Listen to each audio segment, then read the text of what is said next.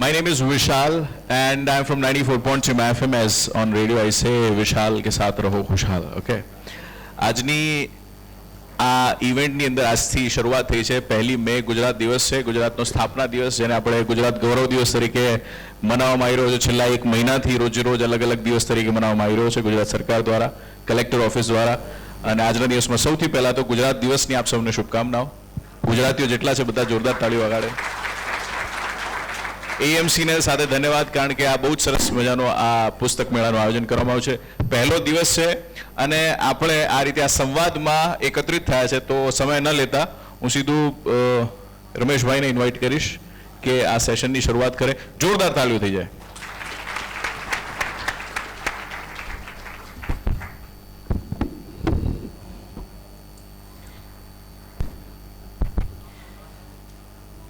સ્વાગત આપ સર્વેનું અને આપણા બધાના માનીતા એવા 2 લેખક સૌરભભાઈ શાહ અને જય વસાવડાનું. આજે પહેલો દિવસ છે. 1 મેનો ખરો બપોર છે. 1 મેમાં ઉનાળો બરાબર જામ્યો હોય અને બપોરનો 2 વાગ્યાનો સમય હોય અને સોમવાર હોય, એટલે અહીંયા ખરા બપોરે જે સાહિત્ય રસિકો આવ્યા છે એ ખરેખર ખરા જ સાહિત્ય રસિકો હશે. એટલે આ બધા ખરા સાહિત્ય રસિકોનું સ્વાગત કરીએ છીએ. મિત્રો, ગુજરાત સરકારે તત્કાલીન મુખ્યમંત્રી નરેન્દ્રભાઈ મોદીની પહેલથી જે વાંચે ગુજરાત શરૂ કર્યું અને પછી ત્યારથી જ અમદાવાદ મ્યુનિસિપલ કોર્પોરેશને પુસ્તક મેળો શરૂ કર્યો. એટલે એ પરંપરાનો આજે 6થો મણકો. અને એમાં આ પહેલીવાર એક નવી વાત કે લેખકોને બોલાવીએ અને લેખકો સાથે સંવાદ કરીએ, એમને પૂછીએ, પુસ્તકોની વાત પૂછીએ, એમની સર્જન યાત્રાની વાત પૂછીએ. મોટાભાગે તો સુલટ તપાસ જ કરવાનો ઉપક્રમ છે. ઉલટ તપાસ પણ કરી શકાય, પણ ઉલટ તપાસ કરીએ તો સમય બહુ લાંબો જાય.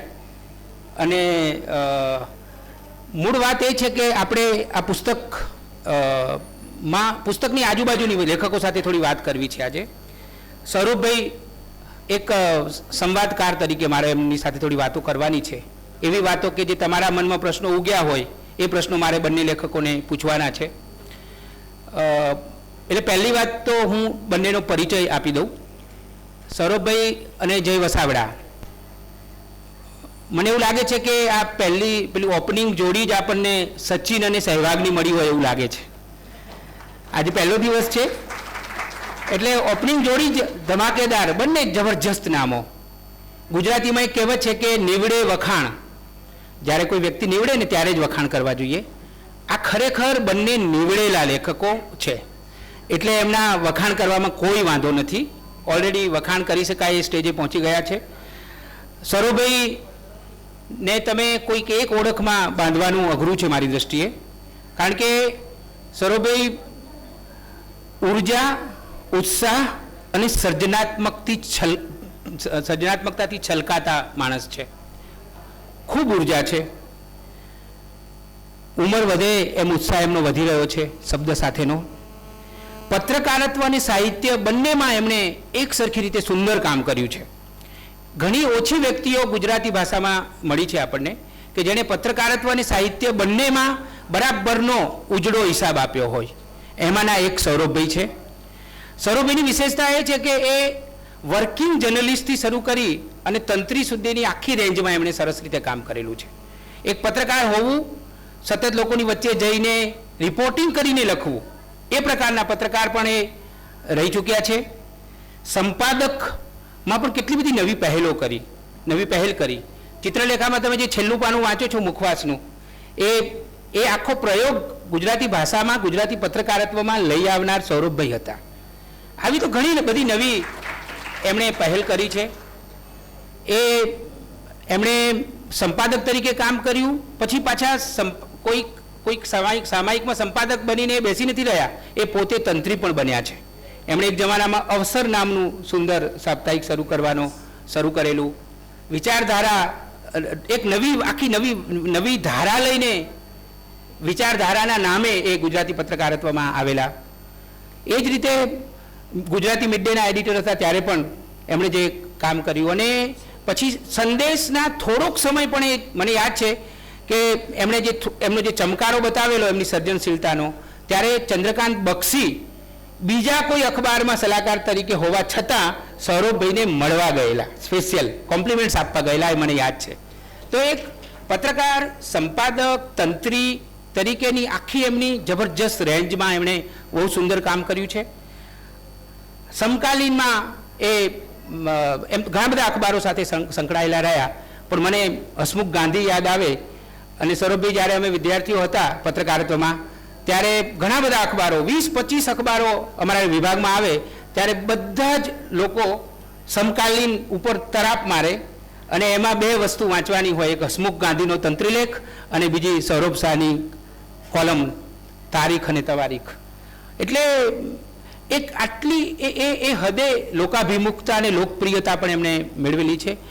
અને મુંબઈ સમાચારમાં એમણે જે કોલમ શરૂ કરી, મને એવું લાગે છે કે અહીંયા જે એમના ચાહકો આવ્યા હશે એને અત્યારે આપણે ગુડ આફ્ટરનૂન ન કહીએ, ગુડ મોર્નિંગ જ કહેવું પડે. તો ગુડ મોર્નિંગની એમની 2 સિરીઝ, પહેલી વાર 2 ઇનિંગ્સ એમની, પહેલી અને બીજી. પ્રાગજી ડોસાએ મને યાદ છે કે એવું લખેલું એકવાર, એની લોકપ્રિયતા કેટલી છે એ મુંબઈના પ્રાગજીભાઈ ડોસાએ એકવાર એવું લખેલું કે એક છોકરાએ સવારે ઉઠીને, મુંબઈના એક છોકરાએ ડેડીને કહ્યું કે ગુડ મોર્નિંગ, તો ડેડીએ કહ્યું કે પહેલાં હું વાંચી લઈશ પછી તને આપીશ. મને યાદ છે. તો આ આપણા સૌરભભાઈ છે. આ એક એમની ઓળખ. બીજી ઓળખ એમની સર્જક તરીકેની. આપણે એમને એકલા પત્રકાર કહીશું, સંપાદક કહીશું, તંત્રી કહીશું, કોલમ લેખક કહીશું તો એ એમની અધૂરી ઓળખ છે. એ સર્જક પણ છે. એમણે જે એક સર્જક તરીકે અને એક અનુવાદક તરીકે જે એમણે કામ કર્યું છે એ ખરેખર અદ્ભુત કહેવાય એવું જ કર્યું છે. એમણે સર્જક તરીકે જે આપણને ગુજરાતી ભાષાને જે, આમ તો એમના ઘણા બધા પુસ્તકો પ્રકાશિત થયા છે, એમાં નવલકથા, મહારાજ નવલકથા તો હમણાં આવી, એ એક અદ્ભુત ગુજરાતી ભાષાની આવા વિષય ઉપર લખવું, હિંમત કરીને લખવું, અને આટલું બધું જબરજસ્ત રિસર્ચ કરીને લખવું, એમાં હિંમત પણ જોઈએ અને રિસર્ચ પણ જોઈએ. તો એ બંને બહુ જ અદ્ભુત રીતે એમણે કરી. અને મહારાજ એ ગુજરાતી ભાષાની એક બહુ જ ટોચની અથવા તો એક વિશિષ્ટ કહી શકાય એવી નવલકથા છે. ન વાંચી હોય તો ચોક્કસ વાંચજો. પણ એ પહેલાં એમણે ચિત્રલેખામાં વૈર વૈભવ નવલકથા લખેલી. અને મને યાદ છે કે એકવાર મેં ક્યાંક વાંચેલું કે હરકિશન મહેતા એમને એક રૂમમાં પૂરીને કહેતા કે ભાઈ પ્રકરણો લખવા પડશે, એવું મેં એક જગ્યાએ વાંચેલું. તો આવા એ બહુ નાની ઉંમરે એ નવલકથા એમણે લખેલી. પછી તો નિબંધોના ઘણા પુસ્તકો આવ્યા. પ્રિય જિંદગી, મનની બાયપાસ સર્જરી, કંઈક ખૂટે છે, ચિંતન, સ્વભાવનું મેનેજમેન્ટ કેવી રીતે કરવું, લાગણીઓનું મેનેજમેન્ટ કેવી રીતે કરવું, પત્રકારત્વમાં અયોધ્યા અને ગોધરા વિશેનું એમનું પુસ્તક, હરકિશન મહેતા વિશેનું જે સંપાદન કર્યું એમણે, સર્જન વિસર્જન, પ્રવીણ પ્રકાશને પ્રકાશિત કર્યું છે. ખૂબ જ બહુ જ નોંધ લેવી પડે એ પ્રકારનું એમનું એ સંપાદન છે. હસમુખ ગાંધીનું સંપાદન પાઇપલાઇનમાં છે. મને લાગે છે કે હસમુખ ગાંધીનું સંપાદન ટૂંકી પાઇપલાઇનમાં છે એવું કહેવાનું હું પસંદ કરીશ. અનુવાદક તરીકે પણ એમણે જે સાહેબ ગોડફાધરનો જે એમણે અનુવાદ કર્યો છે, એની જે પ્રસ્તાવના લખી છે, તો કોઈક અનુવાદક માટે એ માર્ગદર્શિકા બની શકે એ હદનું એમણે એટલી બધી ઝીણવટથી એ આખું પુસ્તકનો અનુવાદ કર્યો છે. કયો શબ્દ શા માટે ના આવે, કયો શબ્દ કેવી રીતે આવે, આખી પ્રોસેસની વાત જે કરી છે બહુ જ સુંદર. થિંક એવરેસ્ટ પુસ્તક આપણા ગુજરાતના પહેલા સંધિ અધિકારી અતુલ કરવાલ, એમણે એવરેસ્ટ સર કર્યું, એમણે અંગ્રેજીમાં એ પુસ્તક લખેલું, એનો પણ અદ્ભુત અનુવાદ સૌરભભાઈએ કર્યો છે. જીના ઉસી કા નામ હે, એમની પ્રેરણાત્મક સત્ય ઘટનાઓ ઉપરનું પુસ્તક છે. અને આજે જ એમનું એક અનુવાદિત પુસ્તક આપણી સામે આવ્યું છે. એ પુસ્તકનું નામ છે વન ઇન્ડિયન ગર્લ. ચેતન આનંદનું મૂળ પુસ્તક છે, એનો અનુવાદ સૌરભભાઈ કર્યો છે. સોરી, ચેતન ભગત. એટલે ભગત લોકો ઇન્ડિયા ગર્લ ઉપર વધારે લખે છે, જરા બહુ બેસતું નથી.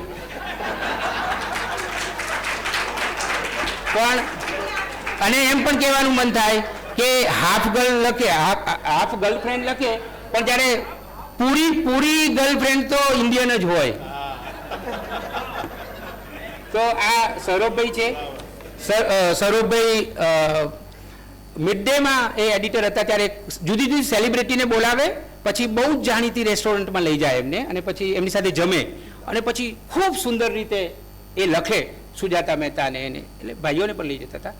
તો એ એના વિશે ખૂબ સરસ રીતે લખે પાછા. આપણને ખરેખર બહુ જ મજા આવે વાંચવાની. એટલે પણ એ વાંચ્યા પછી મને આજે જે કહેવું છે કે એમને શું શું ભાવતું હશે તો મને બહુ ખબર નથી, પણ હું એટલું ચોક્કસ કહીશ કે એમને દહીં અને દૂધ તો નહીં જ ભાવતું હોય, કારણ કે એ દહીં અને દૂધમાં પગ રાખનારો માણસ નથી. આ એક એવો સર્જક છે, આ એક એવો લેખક છે કે જે દહીં અને દૂધમાં ક્યારેય પગ રાખ્યા નથી એણે, અને જે કહ્યું છે તે બિંદાસ કહ્યું છે, અભ્યાસ સાથે લખ્યું છે, એમાં તર્ક પણ હોય અને તથ્ય પણ હોય, અને હિંમત પણ હોય, સાહસ પણ હોય. સૌરભભાઈએ એવા ઘણા વિષયો ઉપર લખ્યું હશે કે જે વિષય ઉપર લખવાની કે બોલવાની હિંમત કદાચ કોઈ બીજો ગુજરાતી લેખક ન કરી શકે. એવા એની પણ જુદી રીતે ચર્ચા કરી શકીએ. તો આજે આ આપણા સૌરભભાઈ છે. અનેક રીતે ગુજરાતી ભાષાને લઈને આપણા સુધી આવેલા આવા સર્જકનું આપણે આજે સ્વાગત કરીએ, અને કેટલાક સવાલો આપણે એમને આજે કરવાના છીએ. હવે બીજા છે આપણા બહુ જ જાણીતા સૌરભભાઈમાં હું ખાલી એક વસ્તુ ઉમેરી દઉં કે એ પણ વક્તા છે.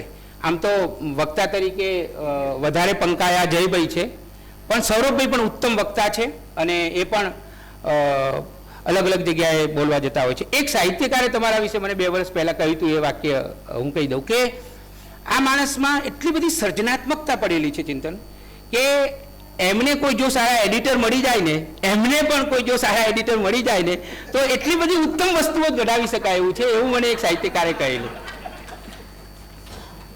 એ સાચું છે કે ખોટું છે એ આપણે એમને પૂછવાના છીએ. અને હવે હું વાત કરું જય વસાવડાની. જયનું પણ એવું છે કે એની પણ ઓળખ અલગ અલગ રીતે ઘણી બધી મલ્ટી ઓળખ ધરાવતો એ આપણો યુવાન છે, યુવક છે. હું યુવક શબ્દ વાપરું એની સામે કોઈને વાંધો નહીં જ હોય. તમે જુઓ કે જય એની ઘણી બધી વિશેષતાઓ છે. એક તો પ્રાથમિક શિક્ષણ લીધા વગરનો માણસ છે. પ્રાથમિક શિક્ષણ એને સ્કૂલમાં નથી લીધું, ઘરે લીધું છે. નારાયણ દેસાઈ ગાંધી આશ્રમમાં પહેલી વાર સ્કૂલમાં દાખલ થયા, અને પહેલા જ દિવસે ભણ્યા પછી બીજા દિવસે એમને ના પાડી કે હું સ્કૂલમાં નહીં જાઉં. તો એમના પિતાજી મહાદેવભાઈ દેસાઈએ ગાંધીજીને ફરિયાદ કરી કે આ બાબલો ભણવા જવાની ના પાડે છે, એને બાબલો કહેતા. ત્યારે ગાંધીજીએ કહેલું કે એણે નિશાળને નપાસ જાહેર કરી કહેવાય.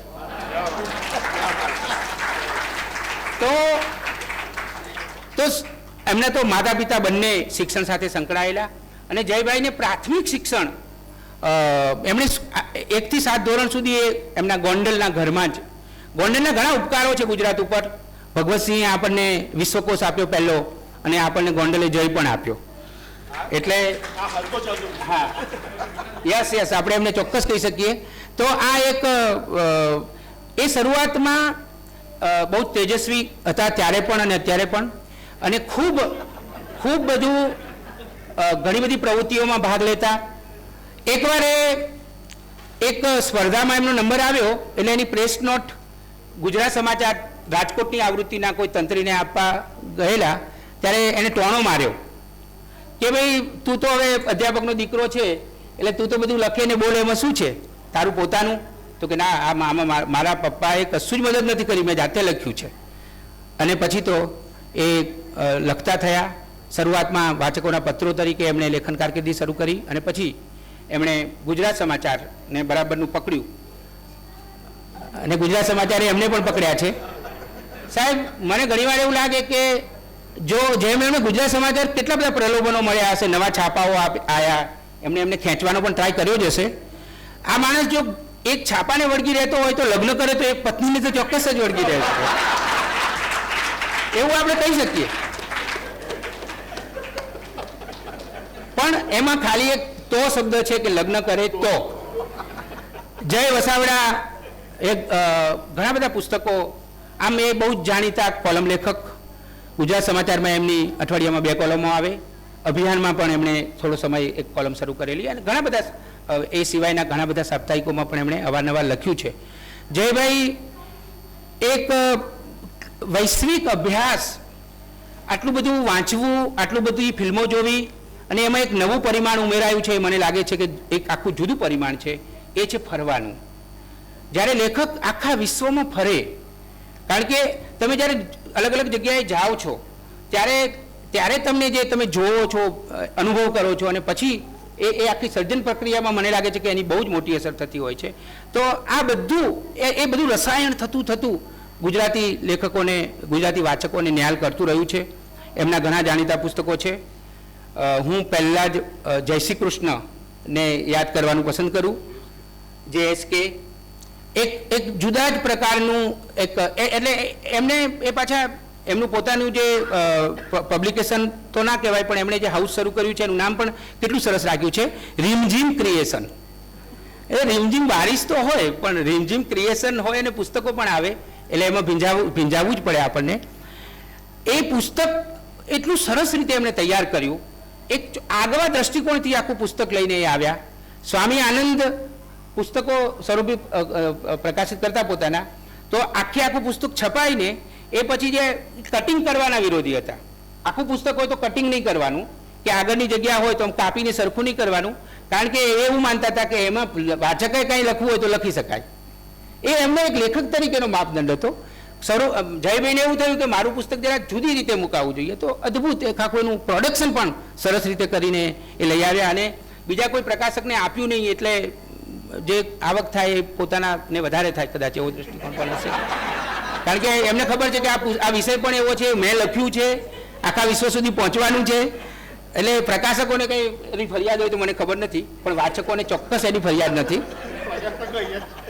સાયન્સ, સમંદર, નોલેજ, નગરિયા, GK જંગલ, અને સૌથી વધારે એ યુવાનોના માનીતા લેખક છે. યુવા હવા એમનું જાણીતું પુસ્તક પણ છે, અને સોશિયલ નેટવર્ક પણ બહુ જ એક્ટિવ છે. 1 લાખથી તો વધારે એમના ફોલોઅર્સ છે, 1.5 લાખથી વધારે. તો એકવાર એમણે એક લેખમાં એવું કહેલું કે એમને એકવાર એમણે કંઈક એવું લખ્યું, એમની તબિયત સારી નહોતી, અને એવું લખ્યું હતું તોય તરત જ એમને કંઈક એવી મજાક કરી હતી કે ખબર નહીં, તોય એ કોમેન્ટમાં તરત જ ગ્રેટ, તબિયત સારી નહોતી તોય ગ્રેટ, બહુ સરસ, લાઈક બધી મળી ગઈ હતી.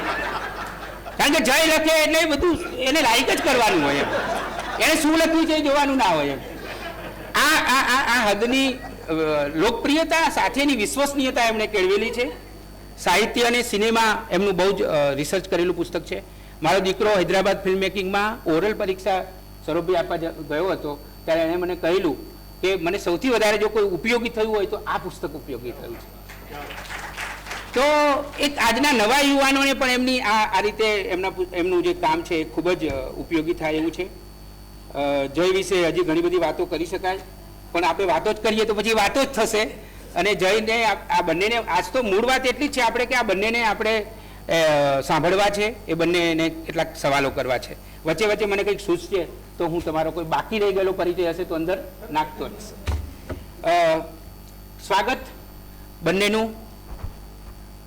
પ્રિય લેખકોનું સ્વાગત કરીને પહેલો સવાલ એ કરવો છે સૌરભભાઈ અને જયભાઈ, તમને બંનેને કેટલાક સવાલો બંનેને કોમન કરવાના છે અને કેટલાક સવાલો સ્પેસિફિક પણ છે. એમાં પહેલો કોમન સવાલ એ છે બંનેને કે આજે ગુજરાત દિવસ છે, ગુજરાત પ્રદેશની માતૃભાષા ગુજરાતી છે. તમને બંનેને ગુજરાતી ભાષામાં લખવાનો કેટલો સંતોષ છે અને વિશ્વની બીજી કોઈ ભાષામાં નહીં લખવાનો કેટલો અફસોસ છે?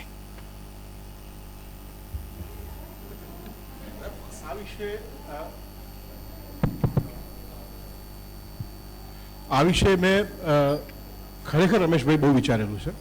મને એક જમાનામાં અસંતોષ રહેતો કે હું ગુજરાતીમાં લખું છું એટલા માટે આ ભાષાના જાણકાર લોકો હોય એટલા એ ઓછા છે. આજે આપણે 6 કે 7 કરોડ ગુજરાતી ગણીએ અને એમાં કેટલા વાંચે છે કેટલા નહીં, એમાંથી પુસ્તકો કેટલા ખરીદે છે, તો એની પરથી એ આંકડો આવે. તો એ એક અસંતોષ વચ્ચેના એક ગાળામાં રહેતો મને. પછી આઈ રિયલાઇઝ કે હું મારી માતૃભાષા સિવાય બીજી કોઈ ભાષામાં ન તો ગાળ આપી શકું છું, ન તો સપના જોઈ શકું છું, ન તો બહુ જ ફ્રીલી કન્વર્સેશન કરી શકું છું. મને અંગ્રેજી, મુંબઈમાં રહું છું એટલે મરાઠી, જન્મથી મુંબઈમાં છું. મરાઠી, હિન્દી મારી એટલી સારી છે કે મને ઘણી વખત કેટલાય લોકોએ મને પૂછ્યું છે. હું 10th હતો અને મારો દરજી મને પૂછે આપ લખનઉ કે હે, 10મા ધોરણમાં. અને હમણાં કંઈક અઠવાડિયા 15 દિવસ પહેલાં મને પૂછ્યું કે તમે તો હિન્દી ભાષી જ છો એમ કરીને. તો આ બધી ભાષાઓ મને આવડે છે, પ્રભુત્વ છે હું એવું નહીં કહી શકું. ઉર્દૂનો શોખ છે, સંસ્કૃતમાં છબછબિયા છે. પણ હું એવું માનું છું કે હું ભવિષ્યમાં જો વિશ્વકક્ષાનો લેખક પણ થઈશ ને તો એ ગુજરાતી થકી જ થવાનો છું. વાહ. થઈશ કે નહીં થઈશ એ તો માં સરસ્વતી જાણશે. પણ આઇઝેક બાશેવિસ સિંગર, યિદ્દિશ ભાષાનો લેખક. યિદ્દિશ ભાષા એટલે કેટલી નાનકડી, ગુજરાતી તો જવા દો, ગુજરાતીની 1/10 પણ એ ભાષા નહીં હોય, માંડ માંડ જીવી જનારી ભાષા. તો એ આઇઝેક બાશેવિસ સિંગર પણ નોબેલ પ્રાઇઝ લઈ જાય છે. એ એના સર્જનને કારણે લઈ જાય છે. વાહ. એ સાહિત્યિક કક્ષાની વાત થઈ. પોપ્યુલર કક્ષાની વાત ગણીએ તો Paulo Coelho, one of the most prominent writer. ગુજરાતીમાં પણ પાઉલો કોએલો નામ બોલે એટલે કે હા અમે આલ્કેમિસ્ટ બી વાંચી અને આ પણ વાંચીને તે પણ વાંચી. તો પાઉલો કોએલો અંગ્રેજીમાં નથી લખતા. મેં પાઉલો કોએલો વિશે પણ ઘણું વાંચ્યું છે, એમના ઇન્ટરવ્યૂઝ, એમની બીજી વાતો વગેરે. તો એમને 2 કે 3 ટ્રાન્સલેટર્સ એવા સરસ મળી ગયા છે કે જે એમના પોર્ટુગીઝમાં એ લખે છે. પોર્ટુગીઝ 2 છે વિશ્વમાં, એક બ્રાઝિલમાં જે પોર્ટુગીઝ લખાય છે તે અને બોલાય છે તે, અને જે બીજી પોર્ટુગીઝમાં બોલાય છે લખાય છે તે. બેમાં ઘણો બધો ફરક છે એવું એ લોકો કહે છે, આપણને બંનેમાં ખબર નથી. પણ એ બ્રાઝિલિયન પોર્ટુગીઝમાં લખનારો માણસ, એ ભાષા મોટી છે પણ કંઈક આપણી ગુજરાતી કરતાં અનેક ગણી મોટી નથી, અંગ્રેજી જેવી નથી. પણ એને એવા સરસ ટ્રાન્સલેટર્સ મળ્યા છે કે અત્યારે તમે પાઉલો કોએલો વાંચો તો તમને એકદમ અંગ્રેજી વાંચતા હો એવું જ લાગે. એટલે મને સંતોષ એ છે કે હું સારામાં સારું સર્જન ગુજરાતીમાં કરી શકું છું. મને અસંતોષ એ છે કે મારું ગુજરાતી હિન્દીમાં અથવા તો અંગ્રેજીમાં પહોંચાડી શકે એવા ટ્રાન્સલેટર મને મળ્યા નથી. આ બાબતમાં ચેતન ભગત બહુ મોટો નસીબદાર માણસ કહેવાય કે એને સૌરભ શાહ જેવો ટ્રાન્સલેટર. ક્યાં વાત હે અજયભાઈ. સૌરભભાઈની છેલ્લી વાત સાથે તો પહેલા જ સંમત થઈ જાઉં. એનું કારણ એ છે કે મેં તો મારા લેખોના અનુવાદ કરવા માટે મધુરાય અને સલીમ દલાલને આપેલા, તો એમણે કહ્યું કે આ નહીં થાય અમારાથી, આ ફ્લેવર નથી પકડાતી. એ બંને પોતાની આગવી ફ્લેવર ધરાવતા સજ્જ લોકો છે અને બંને વિદેશમાં રહે છે. એક કેનેડામાં રહે છે, એક અમેરિકામાં રહે છે. એટલે એ આપણું કમનસીબ છે અને એ જ કારણથી અફસોસ રહે. paulo કોએલોથી માંડીને આપણે જેટલા વિશ્વના લેખકો, ઇવન ઓરાન પામુક જે તુર્કીશમાં લખીને નોબેલ પ્રાઇઝ લઈ ગયા અને એની બધી જ કથાઓ અનુવાદિત થઈ છે ઓરાન પામુકની અંગ્રેજીમાં. એમને જે અનુવાદકો મળે છે એમની માતૃભાષામાં, એ કમનસીબે ગુજરાતીમાં. સૌરભભાઈ આના ઉપર એકવાર વચ્ચે કંઈક લેખ પણ લખેલો આખો કે આપણું સાહિત્ય કેમ બીજે ન પહોંચે. પણ એ વાત સાચી છે, આપણને ઉત્તમ અનુવાદકો મળ્યા, અંગ્રેજીમાંથી સરસ ગુજરાતી કરનારા મળ્યા, પણ ગુજરાતીમાંથી સરસ અંગ્રેજી કરનારા ઓછા છે. એટલે એ અફસોસ રહે. કારણ કે બહુ સ્વાભાવિક છે કે અમુક વખતે આપણે અમુક લખ્યું હોય ત્યારે હું કંઈ મારી કે સૌરભભાઈની વાત નથી કરતો, હું તો વાંચક તરીકે પણ આ વાત કરું, બીજા લોકોએ લખેલું પણ. ખુશવંતસિંહ ગુજરી જાયને નેશનલ લેવલની હેડલાઇન થાય તો ચંદ્રકાંત બક્ષી ગુજરી જાય ત્યારે પણ થવી જ જોઈએ. બંનેનો મિજાજ પણ સરખો, બંનેનું લખાણ પણ સરખું. હા બેટર, ચાલો એ બાબત હું સ્વીકારી લઉં. કારણ કે ખુશવંતસિંહના અમુક વિષયો રિપીટ થતા, બક્ષીમાં તો અમુક જે ચુંબકીય ઓબ્ઝર્વેશન્સ જે આવતા એ ખુશવંતસિંહમાં એટલે ચુંબકીય ન આવે. બંને હિસ્ટ્રીના માણસ, રિસર્ચના માણસ કરું. તો મારો આ મુદ્દો છે કે આ અફસોસ તો રહેવાનો, એ બહુ નિખાલસ શું હોય વાતમાં. અને એ બાબતમાં પાછા કોઈ ગુજરાતીઓના પેટનું પાણી હલતું નથી, એટલે વધારે રહેવાનું કે આ બધું આમને આમ આટલી બધું ખજાનો છે. એ તો મારી કેમ જીવરામ જોશી, રમણલાલ સોનીનો ખજાનો એમને મત પડ્યો છે. એટલે સૌરભ શાહ, જયવસાવડા તો બહુ પાછળ કહેવાય, પણ એની પહેલા પણ કેટલું બધું સરસ લખાણું. સ્વામી આનંદના નિબંધો છે, વિશ્વની કોઈ પણ ભાષામાં વંચાય તો મજા જ આવે એવા નિબંધો છે. વાલીલાલ ડગલી, કાકા સાહેબ કાલેલકર, કાકા સાહેબ તો લખી શકે અંગ્રેજીમાં, એમનું અંગ્રેજી પણ બહુ સારું. તો આ મુદ્દો એક રહેવાનો. ગાંધીજી જેવા અનુવાદકો મળવા જોઈએ આપણને. ગાંધીજી પણ ઉત્તમ અનુવાદક હતા અને જેલમાં બેઠા બેઠા અંગ્રેજી પણ કરતા, એવું નથી કે અંગ્રેજીમાંથી ગુજરાતી કરતા. મીરાબાઈના ભજનોનું ગાંધીજી અંગ્રેજી કરેલું એ મને હમણાં જાણવા મળ્યું. અને એવું પુસ્તક ગોતી રહ્યો છું ક્યાંકથી મળી જાય તો હાથમાં, કે જેલમાં બેઠા બેઠા મીરાબાઈના ભજનોને ગાંધીજીએ નરસિંહ મહેતા અને મીરાબાઈને અંગ્રેજીમાં ટ્રાન્સલેટ કરેલા. ગાંધીના હાથે નરસિંહ ટ્રાન્સલેટ થાય તો કેવા લાગે વાંચવામાં, એ મને બહુ રસ છે જાણવામાં. મારો મુદ્દો સૌરભભાઈ આ કહી દીધો એટલે એમાં તો હું પૂરું સમર્થન કરું. મજા ગુજરાતીમાં જે આવે છે લખવાની, પણ એમાં હું કહું કે ભાષા માત્ર વહેતી નદી જેવી હોય. ભાષા ક્યારેય બંધિયાર ખાબોચિયું બને જ નહીં, બને તો એમાં મચ્છર થાય. એટલે વહેતી નદી જેવી જે ગુજરાતી છે એ મને ગમે છે. અને દરેક ભાષા વહેતી નદી જેવી રહી હોય ત્યારે જ હું એમ માનું છું કે વધારે લોકો સુધી પહોંચે છે. તમે એક મોબાઈલ ફોન લો તો sim card, network, signal, battery, charger, આવા એટલા શબ્દો આવે છે કે જેને તમે ગુજરાતીમાં ઢાળી જ નથી શકતા. પછી સૌથી મહત્વની વાત સંદર્ભ, જેને આપણે રેફરન્સ કહીએ. રેફરન્સ, ઓથેન્ટિક રેફરન્સ વધારે સારા તમને વિશ્વ ભાષામાં મળે છે, એ માતૃભાષામાં નથી મળતા. આ મારો અનુભવ છે. તમે ઓબ્ઝર્વ કરજો, ઓબ્ઝર્વ શબ્દ જો નિરીક્ષણ કરજો એવું બોલી શકત, પણ ઓબ્ઝર્વ જીભે ચડી જાય છે. શું કામ? કારણ કે અંગ્રેજીમાં વાંચવાનું વધારે થાય છે, અંગ્રેજી ફિલ્મો જોવાની વધારે થાય છે, બહાર ફરવાનું વધારે થાય છે. જે પિંડે તે બ્રહ્માંડે, જે આજુબાજુ સતત માહોલમાં આવે એ જીભ ઉપર પણ આવે, કાનમાં આવે એ જીભ ઉપર આવે, આંખમાં આવે એ જીભ ઉપર આવે, એ કલમમાં પણ આવે. એટલે હું તો વ્યવહાર દઉં છું. મારી કોલમમાં તમે અંગ્રેજી શબ્દ પણ જોશો, સંસ્કૃત શબ્દ પણ જોશો, અને તળપદા કાઠિયાવાડી સૌથી વધારે જોશો. એની મજા છે. હું એમ માનું કે ગુજરાતીમાં લખવાની જે મજા છે એ મારી કાઠિયાવાડીમાં લખવાની મજા છે. એ મજા કદાચ હું બીજી વિશ્વની કોઈ પણ ભાષામાં લખતો હોત તો ન આવત. હું સ્પેસિફિકલી કહું છું, ચોકસાઈથી કાઠિયાવાડી. એમાં અમુક જે શબ્દો જે છે એ હું એનો ઉપયોગ કરતો હોઉં છું મારી કોલમમાં, તમને ખબર હશે. એની મજા જ એક જુદી આવે છે, એની ભાત જુદી પડે છે, એની ખુશ્બુ જુદી આવે છે, એની મજા હું લઉં છું. એ 100%ની વાત. પણ હું એવું માનું છું કે લખાણ કોઈ વિશિષ્ટ ઘટના છે એમ માનીને તમે લખવાનું શરૂ કરો ને, 1 મિનિટ તમે વાચકને 10 ફૂટ આગળ મૂકી દો છો કે તું આગળ રહે, કારણ કે હું સ્પેશિયલ છું અને તું જુદી જગ્યાએ ઊભો છો. હું એમ માનું છું કે ઇટ્સ અ કન્વર્સેશન, વાતચીત. તમે ડાયલોગ કરો છો, especially in column you are doing dialogue. તમે એક વિશિષ્ટ પ્રકારનું પુસ્તક લખતા હોય વાત જુદી થઈ ગઈ, તમે રિસર્ચ સ્કોલર તરીકે કામ કરતા હોય વાત જુદી થઈ ગઈ. અનિલભાઈ બેઠા છે અહીં, એમણે એક અનુવાદ કરાવેલો જગદીપ સ્માર્ટના હાથે એમ. હુસેનની આત્મકથાનો. કેટલો સરસ અનુવાદ. તમને એમ જ લાગે કે જાણે વાતો કરે છે, કોઈ ટેબલ ઉપર, કોફી ટેબલ ઉપર બેસી. જગદીપ સ્માર્ટ પણ ચિત્રકાર, પણ સારા અનુવાદક પણ ખરા. તો તમને એમ જ લાગે કોફી ટેબલ ઉપર બેસીને કોઈ વાત કરે તમારી સાથે, ડાયલોગ જ કરે છે, કોઈ લખતું નથી. બસ આ જે વાત જે છે ને એ હું હંમેશા રાખું છું કે માતૃભાષામાં લખવાનું એવી રીતે કે જાણે તમે કેન્ટીનના ટેબલ ઉપર બેઠા બેઠા મલ્ટીપ્લેક્સમાં ટિકિટ બારીએ ઊભા ઊભા વાતો કરો છો તમારા ફ્રેન્ડ સાથે, તમારા દોસ્ત સાથે. એટલે એમાં આવે જ, હું તો એમ માનું છું, અને મારી આ ઓપન ચેલેન્જ છે, ગુજરાતીમાં લખનારા અને અહીં જેના બહાર નામ છે, જે અલગ અલગ લોકોને આપણે વાંચીને મોટા થયા છીએ, એવા સાહિત્યકારોમાં જેમને અંગ્રેજી બિલકુલ આવડતું જ ન હોય અને છતાં ગુજરાતીની અંદર શ્રેષ્ઠ સર્જન કર્યું હોય, એવા સાહિત્યકારનું મને નામ આપો. મને એમ લાગતું હતું પન્નાલાલ પટેલ છે, પણ મારો ભ્રમ દૂર થયો જ્યારે મને વ્યક્તિગત રીતે એમ કહેવામાં આવ્યું કે પન્નાલાલભાઈ ભણેલા નહીં, પણ અંગ્રેજી તો ફાવે એમને, અંગ્રેજી વાંચી શકે, અંગ્રેજી સમજાય, એમને ખબર હોય કે અંગ્રેજીમાં શું લખાય છે અને શું નહીં. સાહેબ, ગાંધીજીથી શરૂ કરી અને આજની તારીખ સુધીમાં જેટલા લોકોએ ગુજરાતીમાં નોંધપાત્ર કહેવું પ્રદાન કર્યું છે, એને અંગ્રેજીનું વાંચન તો કર્યું જ છે. અને આપણે નગુણા છીએ કે સ્વીકારતા નથી, કારણ કે આપણે સરખામણી કરીને સતત એમ માનીએ. પ્રેમમાં જે ભૂલ કરે છે ને માણસો, એ જ ભાષામાં કરે છે કે તમે સીધો પ્રેમ નથી કરતા, એને બદલે સરખામણી કરી રાખો છો, ઓલા સાથે ગઈ છે, આની બાજુમાં બેઠી છે. એમ આપણે જેટલી વખત માતૃભાષાની વાત કરીએ એટલી વખત બીજી ભાષાઓ સાથે કમ્પેરિઝન આવી જાય છે. આ લઘુતા ગ્રંથિ છે, આ આપણું ફ્રસ્ટ્રેશન છે, આ હતાશા છે. એ જ બતાવે છે કે તમને તમારી માતૃભાષા પર ભરોસો નથી. તમે સીધી માતૃભાષાની વાત કરી જ નથી શકતા.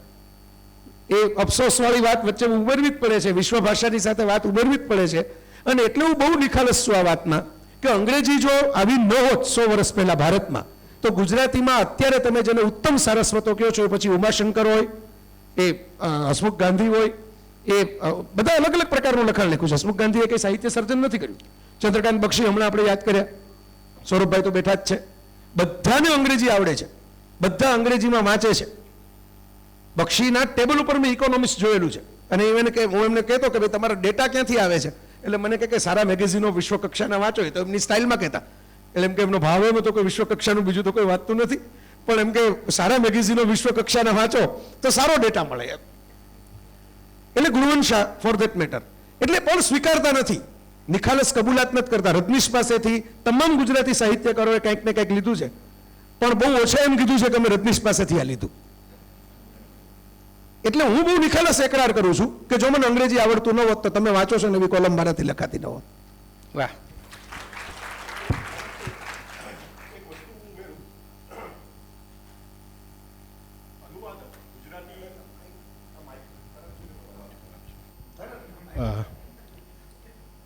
ગુજરાતી લાવો. જે પણ સાહિત્ય હોય, લેખો હોય, કવિતા વાર્તા હોય કે નવલકથા કંઈ પણ હોય, એનો અનુવાદ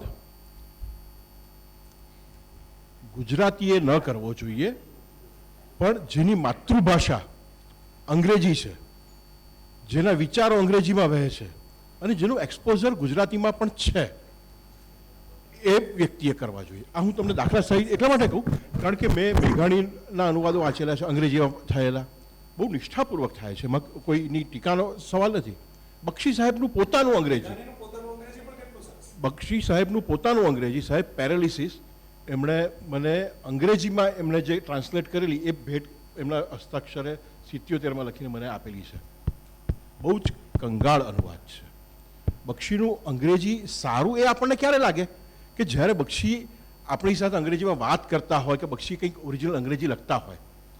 પણ પેરાલિસિસ કક્ષાની જે ખરેખર વિશ્વ કક્ષાની નવલકથા છે, એ નવલકથાનું ટ્રાન્સલેશન અંગ્રેજીમાં કરવાનું ગજું તો ચંદ્રકાંત બક્ષીનું પણ નહીં.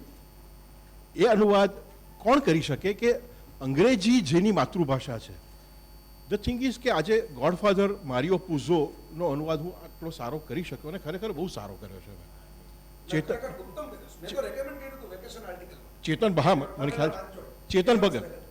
ચેતન ભગત આ આજે જે પબ્લિશ થશે વન ઇન્ડિયન ગર્લ, હવે લોકો મને કહે કે યાર ક્યાં મારિયો પૂઝો ને ક્યાં ચેતન ભગત એમ કરીને,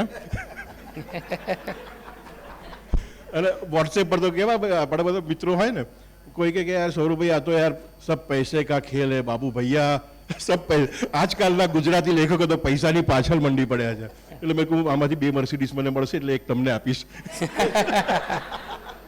પણ ચેતન ભગતની ફ્લેવર છે પોતાની લખવાની. અને એ વસ્તુ તમે પકડી લો, પછી મારે કમ્યુનિકેટ કરવાનું છે કોની સાથે? જેની સાથે હું વર્ષોથી કમ્યુનિકેટ કરી રહ્યો છું એની સાથે. આજે મારે ગુજરાતી લોકો સાથે કમ્યુનિકેટ કરવાનું છે, તો મારી મહારાજ ધારો કે ટ્રાન્સલેટ થાય તો એ ચેતન ભગત કરે તો સારી કરી શકશે.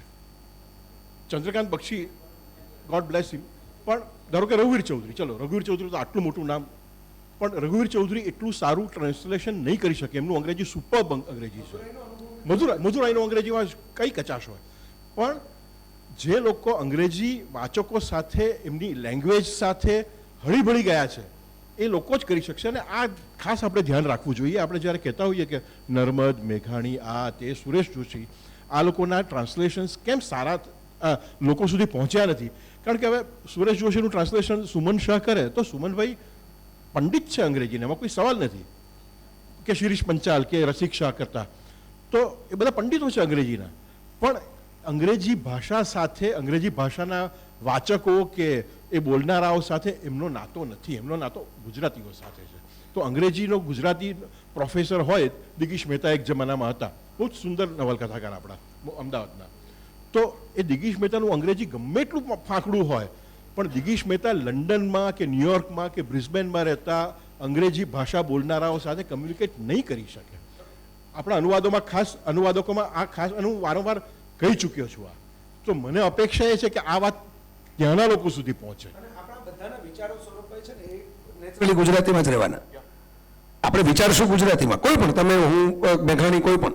એટલે એ ફરક તો રહેવાનો. એ ફરક જે તમે નોંધો છો, હું કે તમે વચ્ચે સવાલ પૂછવાની વાત કરી એમ. જી સોરી. હું વચ્ચે સવાલ પૂછવાનો છું. ના, એટલે હું એક જ સવાલ પૂછું અને થેન્ક યુ. બહુ સાચી વાત છે, પણ થોડાક બીજા ફ્લેવર વાળા થોડા સવાલો પૂછવાની ઈચ્છા થાય છે. મૂળ મુદ્દો એ હતો તો હા, એક માઇકથી ચલાવવું પડશે. એક ફોન એક આપો ને.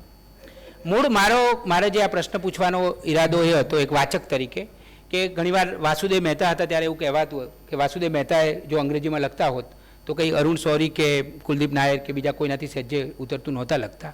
ક્યારેક તમારા બંનેના લેખો વાંચીને એવું મન થાય, ગુજરાતીમાં લખાયેલા તમારા બંનેના લેખો વાંચીને વાચક તરીકે એવું થાય કે આ લેખો અંગ્રેજી ભાષામાં કે બીજી ભાષામાં આખા વિશ્વ સુધી પહોંચાડવા જેવા છે, એટલે આ સવાલ કરવાનું મને મન થયું હતું. હવે બીજો સવાલ, તમે શા માટે લખો છો?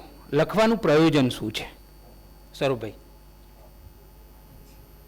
પેટ.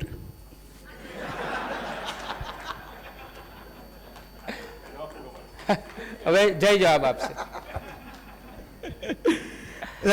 સૌરભભાઈ તો પેટને જલસો કરાવે એવી પાણીપુરી બનાવે છે. એ વિશે હું આખું એક પ્રવચન કરી શકું એમ છું. અને એ સિવાય પણ બીજું બનાવે જ છે પાછું, ખાલી પાણીપુરી અટકવાનું નથી. એટલે મેં એમને કહેલું કે એડિટર તરીકે કમાવો એના કરતાં તો તમે રેસ્ટોરન્ટ ખોલો તો વધારે કમાવો. અને હું તો રાતના 3 વાગે જઈને ખાઈ આવું છું ત્યાં પાણીપુરી, એટલે અધિકારપૂર્વક કહી શકું.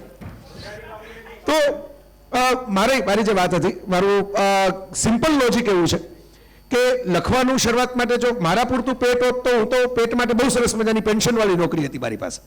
ઇન્ચાર્જ પ્રિન્સિપાલ હતો કોલેજની અંદર, અને કોલેજને કાઢવું હોય તો કાઢી ન શકે. એકવાર નોકરી જેણે કરી હશે ને ખબર હશે, એ તો કોર્ટમાં જવું પડે મને કાઢવું હોય તો.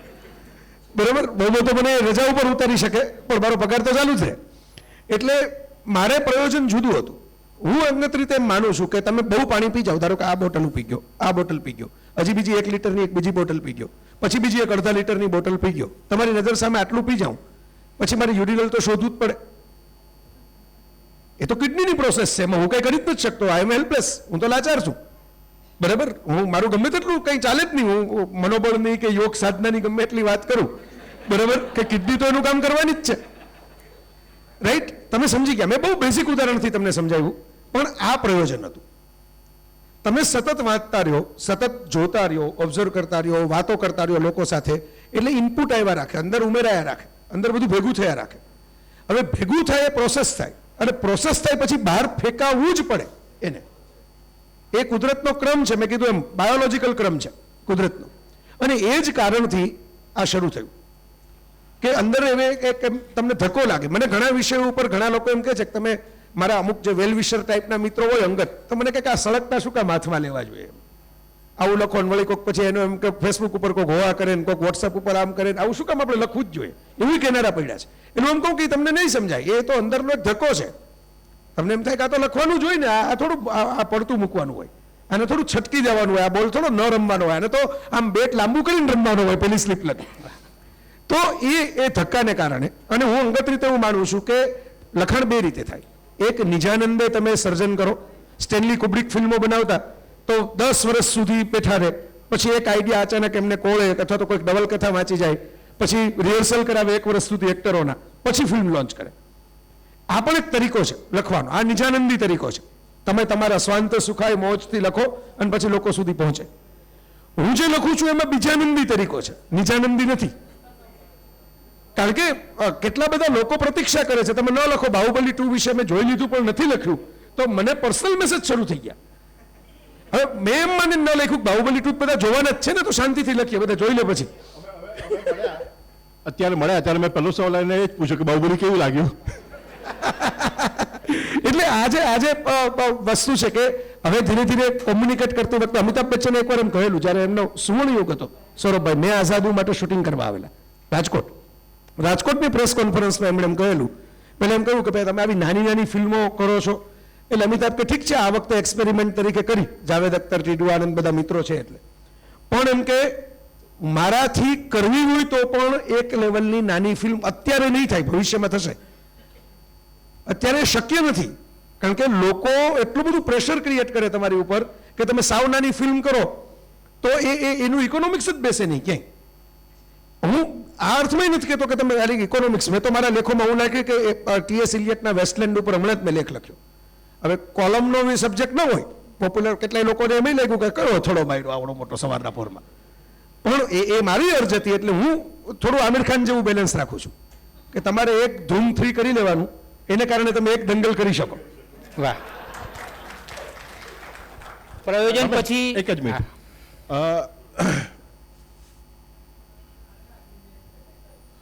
વચ્ચેનો એક ગાળો એવો હતો, એટલે મારી ચોઈસની વાત કરું છું કે મારે લખવું જ શું કામ છે. વચ્ચેનો એક ગાળો એવો હતો કે જ્યારે બહુ ખરાબ પિરિયડમાંથી હું પસાર થયો અને બહાર આવ્યા પછી ફરીથી કામ શોધવા લાગ્યો. પ્રેક્ટિકલી દરેક જગ્યાએ મને કામ ના મળ્યું. જ્યાં જ્યાં હું કામ કરી ચૂક્યો હતો, જ્યાં રાધર નીચેથી ઉપરના માણસોને મેં બનાવેલા, પણ કામ ના મળ્યું. અને એ વચ્ચેનો ગાળો જે હતો તે વખતે મારે પરાણે ઘર ચલાવવા માટે મને જે આવડત બીજી જે છે એનો મેં વ્યવસાય ઘરેથી શરૂ કર્યો. હું પાણીપુરી બનાવીને ઘરેથી વેચતો હતો. ઘરકા ખૂંચાની બ્રાન્ડ નેમ હતી અને અમારી આસપાસના એરિયામાં પાણીપુરી, ભેળપુરી, પાઉંભાજી એ બધું ઘરે બનાવીને સાયકલ પર હું વેચવા જતો. હમણાં 6-7 વર્ષ પહેલાંની વાત આ. એટલે આ ગંભીરતાથી કહો છો કે ખરેખર? બહુ જ સિરિયસલી વાત કરું છું. બહુ જ સિરિયસલી વાત કરું છું. અને ઘરમાં નોકર રખાય એમ નહીં, કારણ કે જો નોકર રાખવા જો તો મારો પ્રોફિટ બધો નોકરના પગારમાં જતો રહે. એટલે હું અને મેઘા ઘરે બનાવીએ અને હું આવી રીતે સાયકલ ઉપર બધે આપવા જાઉં અને અંદરથી ખાલી પ્રાર્થના કરું કે યાર કોઈ ગુજરાતી ભટકાઈ ના જાય તો સારું.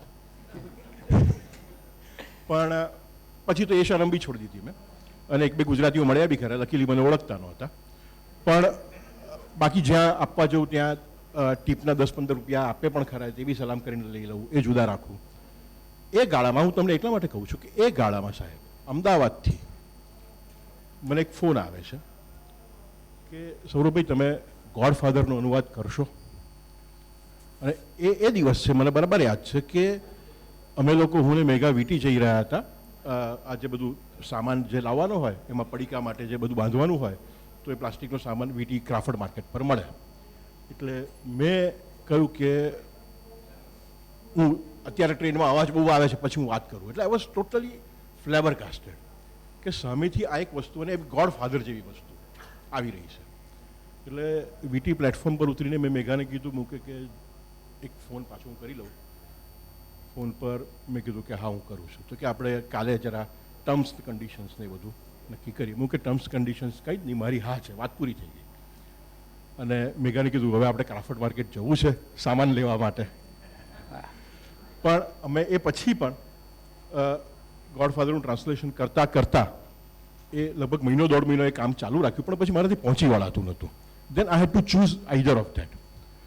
નેચરલી મારીઓ પુઝોના અનુવાદમાંથી જે મને પૈસા મળે છે એના કરતાં 10 ગણા પૈસા મને પાણીપુરી આપવાનું છે, એમાં કોઈ સવાલ જ નથી. પણ માય ચોઇસ વોઝ ક્લિયર કે મારે મર્યા પછી મુંબઈના એક મશહૂર પાણીપુરીવાળાનું મૃત્યુ એવી હેડલાઇન સાથે મરવું નથી. ક્યાં વાત. અને એ જે ફોન આવ્યો એ અત્યારે અહીંયા મારી સામે છે રત્નરાજ શેઠ, આરા શેઠના માલિક. એમની બાજુમાં જે છે ચિંતન શેઠ છે, આરા શેઠના બીજા માલિક, અને ત્રીજા માલિક ભગતભાઈ શેઠ, જેને નાનપણથી મારા માથા પર એમના આશીર્વાદ છે.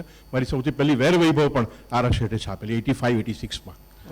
તો મારા માટે એક ચોઇસ બહુ ક્લિયર છે કે ભાઈ હું ભૂખ્યો રહીશ પણ હું કામ આ કરીશ, કારણ કે મને એક ટંકનું ખાવાનું તો અહીંયા મળી જ જાય છે. એક વાત કરું, નાનકડી વાત. આ પબ્લિશરની બીજા પબ્લિશરની છે. હમણાં એક લગ્નમાં મને મળી ગયા, એમના દીકરાઓ મળ્યા. તો મને પૂછે કે સર તમે સૌરભભાઈ આટલા ફિટ કેવી રીતે છો યાર એમ. એટલે મેં કીધું કે એમ મને કહે કે મને ટિપ્સ આપો. હું કે તું લખવાનું શરૂ કર. એટલે હસ્યો. હું કે આ અડધો જ જોક છે. બાકીનો જોક શું? હું કે તારા પપ્પા પાસે છપાવ. એક આ પાણીપુરીવાળી વાત તો ખરેખર નવી જ જાણવા મળી, અને એ અમારું પણ ગુજરાતી પ્રજાનું પણ એક સદનસીબ છે. એક ઉમેરી દઉં કે નવી જાણવા એટલે મળી કે તમે સૌરભભાઈ નિયમિત વાત. ગુજરાતી ભાષાનું વાચકોનું આપણું સદનસીબ કે ગૌરવ, એમણે ગુજરાતી ભાષામાં આ રીતે આ નહીતર તમે જુઓ કે હા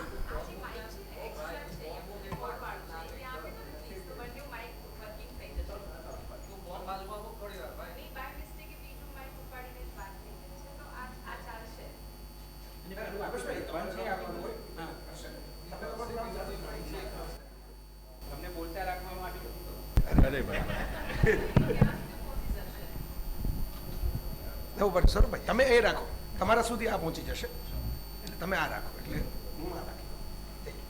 થેન્ક્સ. આમ તો એટલે અમદાવાદમાં ઇન્દુબેન ખાખરાવાળા છે, એમનું પોતાનું આખું હાઉસ છે. હું સૌરભભાઈ આ માહિતી આપી દઉં તમને. ક્યાં વાત હે રમેશભાઈ, ક્યાં વાત હે. હેલો. અને કંદોઈ ભોગીલાલ મૂળચંદની તો બ્રાન્ચીસ પણ છે, હાઉસ નહીં એમ. અને સૌરભભાઈ પાછા શાહ છે તો પણ હવે આમ તો ઘણા બધા પ્રશ્નો તૈયાર કર્યા છે, પણ સમય બહુ વહી રહ્યો છે. એટલે એક સવાલ મારે આપ બંનેને, આમ તો સામાજિક દાયિત્વ વિશે પૂછવું હતું, પણ તમારા બંનેની વાતોમાંથી એ વાત થોડીક આવી ગઈ છે, એટલે એ સવાલ હું જતો કરું છું.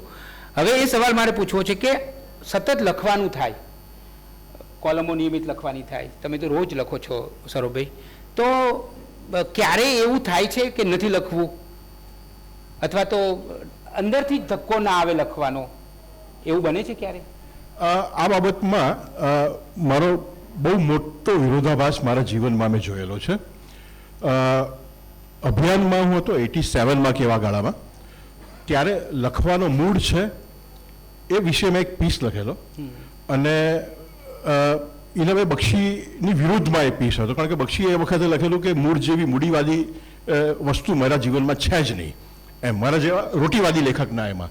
અને મેં લખવામાં મૂળ વિશે લગભગ કંઈક અડધો પોણો 2 ડઝન અલગ અલગ મોટા મોટા સાહિત્યકારોને ટાંકીને એ આખો પીસ બનાવેલો. તે વખતે હું એમ માનતો હતો કે લખવામાં મૂળ હોય તો જ સારું સર્જન થઈ શકે. અને એ ગાળો હતો કે જ્યારે હું લખવામાં ખૂબ અનિયમિત હતો. મારી સાપ્તાહિક કોલમ હોય, ડેલી કોલમ હોય, એટલે કે મારા માટે છાપ એવી કે એને ડેડલાઇન આપશો ને એટલે એ ડેડલાઇન આપ્યા જે પૂરી થશે પછી લખવાનું ચાલુ કરશે, આવી મારી છાપ. પણ ધેન આઈ બીકેમ સિરિયસ, કારણ કે મેં એમ જોયું કે એક દિવસ તમે નથી લખતા ને તો બીજા દિવસે પણ ન લખવાનું મન થાય છે, 2 દિવસ ન લખો એટલે ત્રીજા દિવસે ન લખવાનું મન થાય. અને એની સામે હમણાં જ આ છેલ્લા લગભગ 1 મહિનો આ 2 ભાઈઓ એવા સખત મારી પાછળ પડેલા. અહીંયા આ ચેતન ભગતનું પતાવવા માંગે, આ બીજો મોટો ભાઈ છે એ ચિંતન મારી પાસે પેલું સ્વભાવનું મેનેજમેન્ટની નવી એડિશન જે છે એ રીરાઇટ કર્યા કરે, અને એટલા દોડાવ્યા મહુવા જોઉં તો મહુવા ફોન કર્યા કરે, અને આમ જમ્પ નહીં. અત્યારે પણ તમારે પાછળ પડેલા છે એના ભાગરૂપે જ આવ્યા એવું જ લાગે છે કે છોડવાના નથી. આ પેલા કેદીને 2 કલાક માટે ક્યાંક લગ્ન કરવા માટે સાથે પોલીસ આવે ને પછી પાછા લઈ જાય ને એવી રીતે આવ્યા છે. અને સૌરભભાઈ અહીંયા તો બીજા પ્રકાશકો પણ હોય છે પાછા. તો મેં જોયું છે કે રાતના થાકીને આખા દિવસનું કામ કરીને મેં આજે અત્યારે જ એમને કીધું કે આ સ્વભાવનું મેનેજમેન્ટ માટે છેલ્લો એમનો જે ફોન મેં ફાઇનલ કરીને મોકલી આપેલું. એટલે કે હાશ હવે આજે સેલિબ્રેશન છે. એક સરસ મિત્રએ ડેલમોર સિંગલ મોલ્ટ આપેલી, ખોલી બોલીને હું આમ જસ્ટ આમ સૂંઘી જડ્યો હતો. ત્યાં એમનો ફોન આવ્યો, સૌરભભાઈ એક પેલું એ જે ફાઇનલ મોકલ્યું એનું ફાઇનલ કરીને પાછું મોકલ્યું છે, જસ્ટ તમે જોઈ જશો, સવાર સુધીમાં મોકલી આપજો. હવે હું સેલિબ્રેશનના મૂડમાં હતો, પણ મેં લગભગ 3 કે 3.5 કલાકમાં રાતના 11 વાગે કામ કરીને પાછું આપી દીધું એમને ઈમેલ પર. તો જેમ કામ કરતા હો છો તેમ વધારે કામ કરવાનો ઉત્સાહ રહે છે, જેમ કામ નથી કરતા હોતા તો કામ નહીં કરવાનું. Once in a wild relax થાવ એ જુદી વસ્તુ છે. પણ હું એવું માનું છું કે નિયમિત લખવાથી બિલકુલ થાક નથી લાગતો. અનિયમિત લખો છો તો ખરેખર થાકી જાઓ છો. વાહ, ક્યા વાત. આમાં હું તો સહમત જ છું સૌરભભાઈ સાથે, પણ 2-3 વસ્તુ ખાલી મારો અનુભવ તમને કહી દઉં. એક વસ્તુ એ છે કે કોલમના રાઇટર તરીકે એવું જરૂરી નથી કે દરેક વખતે તમે એક જ સરખા મૂડમાં કે એક જ સરખી ક્વોલિટીથી ડિલિવર કરો. મૂડવાળી વાત આપણે જવા દઈએ, આ ક્રિકેટ જેવું છે. તમે એક વખત સેન્ચુરી લાગે એટલે કે દરેક ઇનિંગમાં સેન્ચુરી ન જ લાગે, શક્ય જ નથી પ્રેક્ટિકલી. ગમે એવો ક્રિકેટર સારો હોય, ગમે એવો એક્ટર સારો હોય, સલમાન ખાન, રાજેશ ખન્ના બધાએ કન્ટિન્યુઅસ હિટ આપી છે, પણ દેટ ડઝન્ટ મીન કે એમની કોઈથી ફ્લોપ જાય જ નહીં. એટલે કોલમમાં બહુ સિમ્પલ બંધન છે કે તમારે આ તારીખે લેખ આપી દેવાનો, કારણ કે ત્યાં કોરી જગ્યા છપાવવાની નથી. રમેશભાઈ તો પોતે એક્ટિવ પત્રકાર છે, એમને અનુભવ હોય. તમે તો તંત્રી રહી ચૂક્યા છો, કોરી જગ્યા તમે છાપવાના નથી. હું તો બીજાને ઘૂસવાડી દઉં એ ડર હવે મને છે. એટલે આ જે વાત છે, એટલે એના સંદર્ભમાં હું એમ કહું કે એવું શક્ય જ નથી કે દરેક વખતે તમારાથી ઉત્તમોત્તમ લખાય. ટોપિક સારો હોય, તમને મનમાં વિચાર હોય કે સારું લખવું છે, પણ સંભાવ તમારાથી એક ક્ષણે ન લખાય, ટોપિક વાસી થઈ જાય એવું પણ બને, વોટેવર. બીજો મારો અનુભવ એવો છે કે કોઈ પણ જગ્યાએ સ્થળનું, કાળનું તમને કોઈ ડિસ્ટર્બ ન કરે, તમે ગમે ત્યાં લખી શકો. મેં તો દુકાનના પાટીએ બેસીને લખ્યું છે, રેલવે સ્ટેશને લખ્યું છે, કારમાં લખ્યું છે. કારમાં સૌથી વધારે લખું છું આજકાલ તો હું. મોટાભાગના લેખો કારમાં બેસીને જ લખાયેલા છે. આ જે હમણાં મરુભૂમિના લેખની મેં વાત કરી, વેસ્ટલેન્ડ વાળી, એ અડધો લેખ મેં 2 પાના પહેલા લખ્યા મારા ઘરે. પછીના 3 પાના મેં મુંબઈ ગયો પ્રવચન માટે, એટલે 3 પાના મેં મુંબઈ જ્યાં એરપોર્ટ હતું ત્યાં મારે એમ કે બેસવાનું હતું, કે કાર તેડવાનો આવે ત્યાં લખી નાખ્યા, કાર આવી મને લેવા માટે, ત્યાં સુધી. પછીનો જે છેલ્લો ભાગ હતો એ બપોરે PVR ની અંદર સેલ્સમેન જોવા ગયો, પેલી ઈરાનિયન, અને એના પછી મુક્તિ ભવન હતું. એ બે વચ્ચે 45 મિનિટનો ગેપ હતો, એટલે PVR ના ઓલા લાલ રંગના સોફા ઉપર બેસીને લખી નાખ્યો, અને ત્યાંથી જ ફોટા પાડીને મોકલાવી દીધા. એટલે એવો એ છે ને, એ માત્ર પેલા નખરાઓ છે, સ્ટારી નખરાઓ છે, કે નાના એમ તો આવી પેન જોયું, 1 રૂપિયાની પેનથી જ લખું છું. 1 રૂપિયાવાળી યુઝ એન્ડ થ્રો કાળી રંગની પેન છે, એ કાળા રંગની એટલા માટે કે સામા માણસને પ્રિન્ટઆઉટ સારી મળે, બરાબર. એ 1 રૂપિયાવાળી પેન જેટલી સ્મૂથ ચાલે ને એટલી મને ભેટમાં મળેલી પેનો નથી ચાલતી, એટલે હું રાખું ઓટોગ્રાફ કરવા. વાહ. હવે બંનેને થોડા સ્પેસિફિક સવાલો પૂછવા છે. સૌરભભાઈ, તમે આટલા સરસ અનુવાદ કર્યા, તમે પોતે સરસ આપી નવલકથાઓ, તો એક સર્જક તરીકે તમારા મનમાં શું છે? કંઈ એવો કોઈ કશું પડ્યું છે અંદર, કોઈ એવો કોઈ પ્લોટ પડ્યો છે, કોઈ એવી કૃતિ પડી છે ખરી? એ જણાવો આજે. એટલી બધી વસ્તુઓ પડેલી છે કે આ પ્રકાશક મારા હેરાન થઈ ગયા છે. દરેક વખતે હું જ્યારે પણ મળું ત્યારે અમે ડિસ્કસ કરીએ કે ચિંતન, હવે એક આ પ્લોટ ઉપર આપણે કામ કરીએ છીએ, અને દરેક વખતે હું એ વધારે ને વધારે બોલ્ડ પ્લોટ્સ, જે R.R. શેઠે આટલું મોટું નામ, સંસ્કારી સાહિત્ય, રવ દેસાઈ અને વિનેશ અંતાણી સુધી, તો અને હું જે કરવા માગું છું તે અસંસ્કારી સાહિત્ય કરવા માગું છું. પણ હંમેશા ચિંતન મને એટલો બધો એન્કરેજ કરે, અને 3 વર્ષ પછી એકચ્યુઅલી તો 7 સિરીઝ આવી ગઈ હોત, અને હજુ બી એ નથી આવી. અને હવે આ લોકો હવે મુંબઈ, આ વખતે મારે મુંબઈ જવા દેવાના પણ નથી મને, એવું છે. પણ મારે 3 કે 4 જોનરમાં ખૂબ વધારે કામ કરવું છે. કેટલું મોટું કામ કરીશ એ ખબર નથી, પણ મોટું એટલે કદમાં મોટું કરીશ, કક્ષામાં કેટલું થશે કે નહીં એ મને ખબર નથી. સૌથી પહેલાં તો મારે બાળ સાહિત્ય અને કિશોર સાહિત્યની વચ્ચેનું જેને યંગ એડલ્ટ્સ કહે છે, કિશોર સાહિત્ય લગભગ ગણો તમે, તો 10 થી 12 વર્ષની વચ્ચેના જે આપણા કિશોરો છે કે ટીનેજર્સ, પ્રી ટીન્સ છે, એ લોકો માટે આપણી પાસે સાહિત્ય ઝીરો છે. કાં તો પછી એ લોકોએ સાહસ કથાઓ જે મૂળશંકર મોહ ભટ્ટની હોય એનાથી ચલાવવું પડે, કાં તો પછી નાનાભાઈ ભટ્ટના જે રામાયણના મહાભારતના પાત્રો હોય એનાથી ચલાવવું પડે. પણ આ જે સ્પેસિફિક 9 થી 12 વર્ષ, એ લોકો માટે કંઈ જ સાહિત્ય નથી. મારે એ સર્જવાની બહુ મોટી ઈચ્છા છે, નંબર 1. નંબર 2, મારે ટીનેજ રોમાન્સથી શરૂ કરીને છેક ઓલ્ડ એજ સુધી, એટલે કે 65 વર્ષની વયે વ્યક્તિનું દાંપત્ય જીવન અથવા તો સેપરેટ થયા હોય તો એ પ્રકારનું જીવન, એ કયું હોય, એ આખી એક રેન્જ મારે એક્સપ્લોર કરવી છે. મારે અચ્છા, મને બાય ધ વે હું તમને કહું, હું બક્ષીને બહુ વાંચતો નાનપણથી, અને બહુ જ પ્રભાવિત બક્ષીથી. તો 15-16 વર્ષની ઉંમરે મેં ગુડ નાઇટ ડેડી બક્ષીની એક વાર્તા વાંચી હતી. ગુડ નાઇટ ડેડી, અદ્ભુત વાર્તા. તે વખતે હજુ જિંદગીમાં પ્રેમમાં નહોતો પડ્યો, પણ તે વખતે હું મારે ડિવોર્સી થવું છે એવા ખ્વાબ જોતો હતો. બક્ષીની કેટલી મોટી છાપ મારા પર. મારે અદ્ભુત ડિટેક્ટિવ વાર્તાઓ લખવી છે. ગુજરાતીમાં ઘણી લખાઈ, અમુક મૌલિક બી લખાઈ, અમુક એડપ્ટેડ પણ લખાઈ, પણ મારે એવી શાર્પ ડિટેક્ટિવ સ્ટોરી લખવી છે, whodunits, pure whodunits. એમ કેમ છેલ્લા શ્વાસ સુધી તમે અધરો કે ભાઈ ઉડનીસમાં તો 5 કે 7 હોય ને, કે આ ચોરી કોણે કરી, કે આ ખૂન કોણે કર્યું, કે આ કૃત્ય કોણે કર્યું, એ જ વસ્તુ હોય.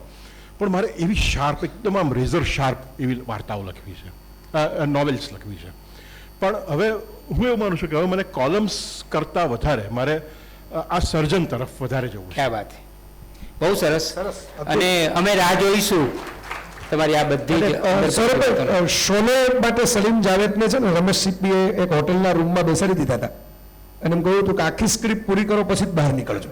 એટલે આમ તો ખરેખર મારે આમ જોઈને કહેવાનું હોય. અને આમ છતાં જાવેદ અખ્તરે એક ફિલ્મ પેલા નસરીન મુન્ની કબીરના ઇન્ટરવ્યુમાં કીધેલું છે ટોકિંગ ફિલ્મ્સમાં કે સુરમા ભોપાલીવાળો જે પેલો આપણો ડાયલોગ છે જગદીપનો એ મેં બેંગ્લોર ત્યાં શૂટિંગ પતાવીને અમે નીકળતા હતા, મારે મુંબઈ પાછા જવાનું હતું, પણ પછી ખબર પડી કે આ એક સીન રહી ગયો મારો લખવાનો, તો મેં ફિયાટના બોનેટ ઉપર એ સીન લખીને આપેલો છે, એટલે એ પણ કહી રાખો તમે. જયભાઈ, તમે શું લખવા માંગો છો? શું પડેલું છે અંદર? ના, હું તો એવું માનું છું કે લખવું મેં કહ્યું એમ વિસ વે ઓફ એક્સપ્રેશન. હવે લખવું જ એક એક્સપ્રેશન છે એવું જરૂરી નથી. અત્યારે ઘણા બધા ઓડિયો વિઝ્યુઅલ એક્સપ્રેશન છે, એટલે હું તો ભવિષ્યની અંદર મને જો મન પડે તો હું તો ફિલ્મ બનાવું એવું મને લાગે છે. વાહ. ઘણા લોકો મને એમ કહે છે કે તમે નોવેલ લખો, હવે નોવેલ તો કેટલા પૂરી થાય ને ક્યારે લખાય ને, એના કરતાં તો ફિલ્મ વધારે સારી બને. એટલે મને નો ડાઉટ બની શકવાની નથી મારાથી કંઈ ફિલ્મ એ હું જાણું છું. એના માટે ઇન્દ્રકુમાર જેવું કરવું પડે, બાબા આઝમી કેમેરા સંભાળે, માધુરી દીક્ષિત નાચે, નાદિર ખાન ઉભો હોય અને આનંદ બિલીન કમ્પોઝ કરે એટલે ફિલ્મ એની મેળવેલે હિટ થઈ જાય. એટલે પણ આ તો હું તમને ખાલી કહું કે મેં જો ફ્યુચર વિચારું તો મેં કહ્યું એમ કે આ અત્યારે લખાણ જે ચાલુ છે મેં તો ઘટાડ્યું લખવાનું. હું અલગ અલગ મેગેઝિનોમાં તમે જેમ નોંધ્યું એમ લખતો હતો ત્યાંથી ઘટાડી દીધું. બ્લોગની પોસ્ટ ઘણી બધી પહેલા સ્વતંત્ર લખતો તો એ ઓછી કરી.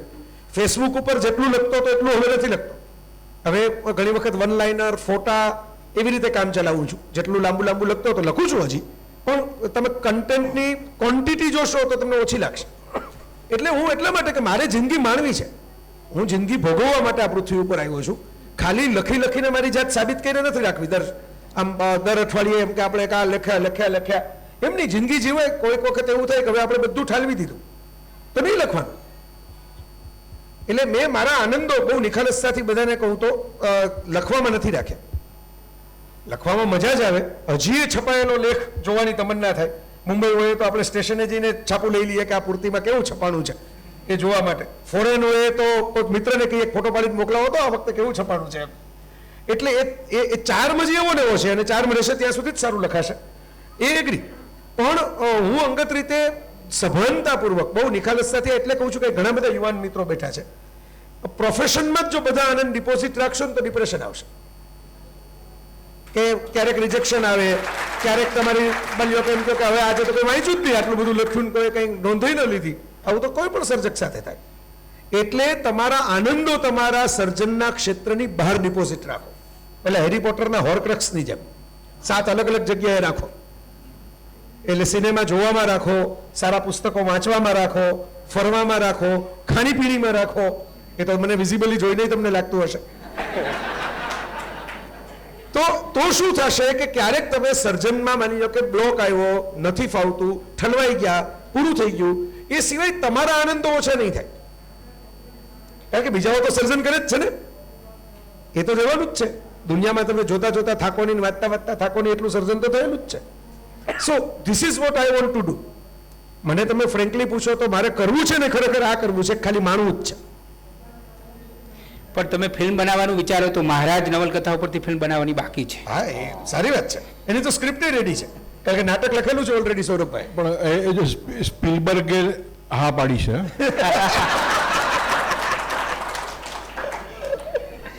ના, એટલે જયભાઈ તમે ઓકે ફિલ્મ બનાવશો તો મજા જ આવશે, પણ હું એ જ મારા પ્રશ્નની ગતિ તમારા માટે સ્પેસિફિક એવી હતી કે નવલકથા કે એ તરફ ક્યારે? એટલે એમાં હું અંગત રીતે એવું માનું છું કે નવલકથા લખવા માટે સ્પેસિફિક ઇમેજિનેશન જોઈએ તમારી પાસે, અધરવાઇઝ તમારે ઉઠાવવું પડે. જે મેં અગાઉ ચર્ચા કરી લીધી એક જવાબમાં કે આપણે ત્યાં ઘણી બધી બાબતોથી આવ્યું છે. એટલે એ ગિફ્ટ છે, હું એમ માનું છું એક ગિફ્ટ છે. જેમ અમુક રીતે લખવું કે બોલવું એ ગિફ્ટ છે, બરાબર. ઘણા લોકો મને પૂછે, મને નથી સમજાતું તમે કંઈક આગળ પેન વગર આટલું બધું કેમ બોલી ગયા. એટલે મને એમ થાય કે તો બોલી ગયો ને, હવે શું મોટી વાત છે, એ તો એમ જ હોય ને, એમાં બીજું શું નવું હોય. કોઈ ક્રિકેટરને ક્રિકેટ ગિફ્ટમાં મળતું હોય, સચિનને જેમ મળ્યું, તમે જોઈને જ લાગે કે આ ગિફ્ટ છે એની.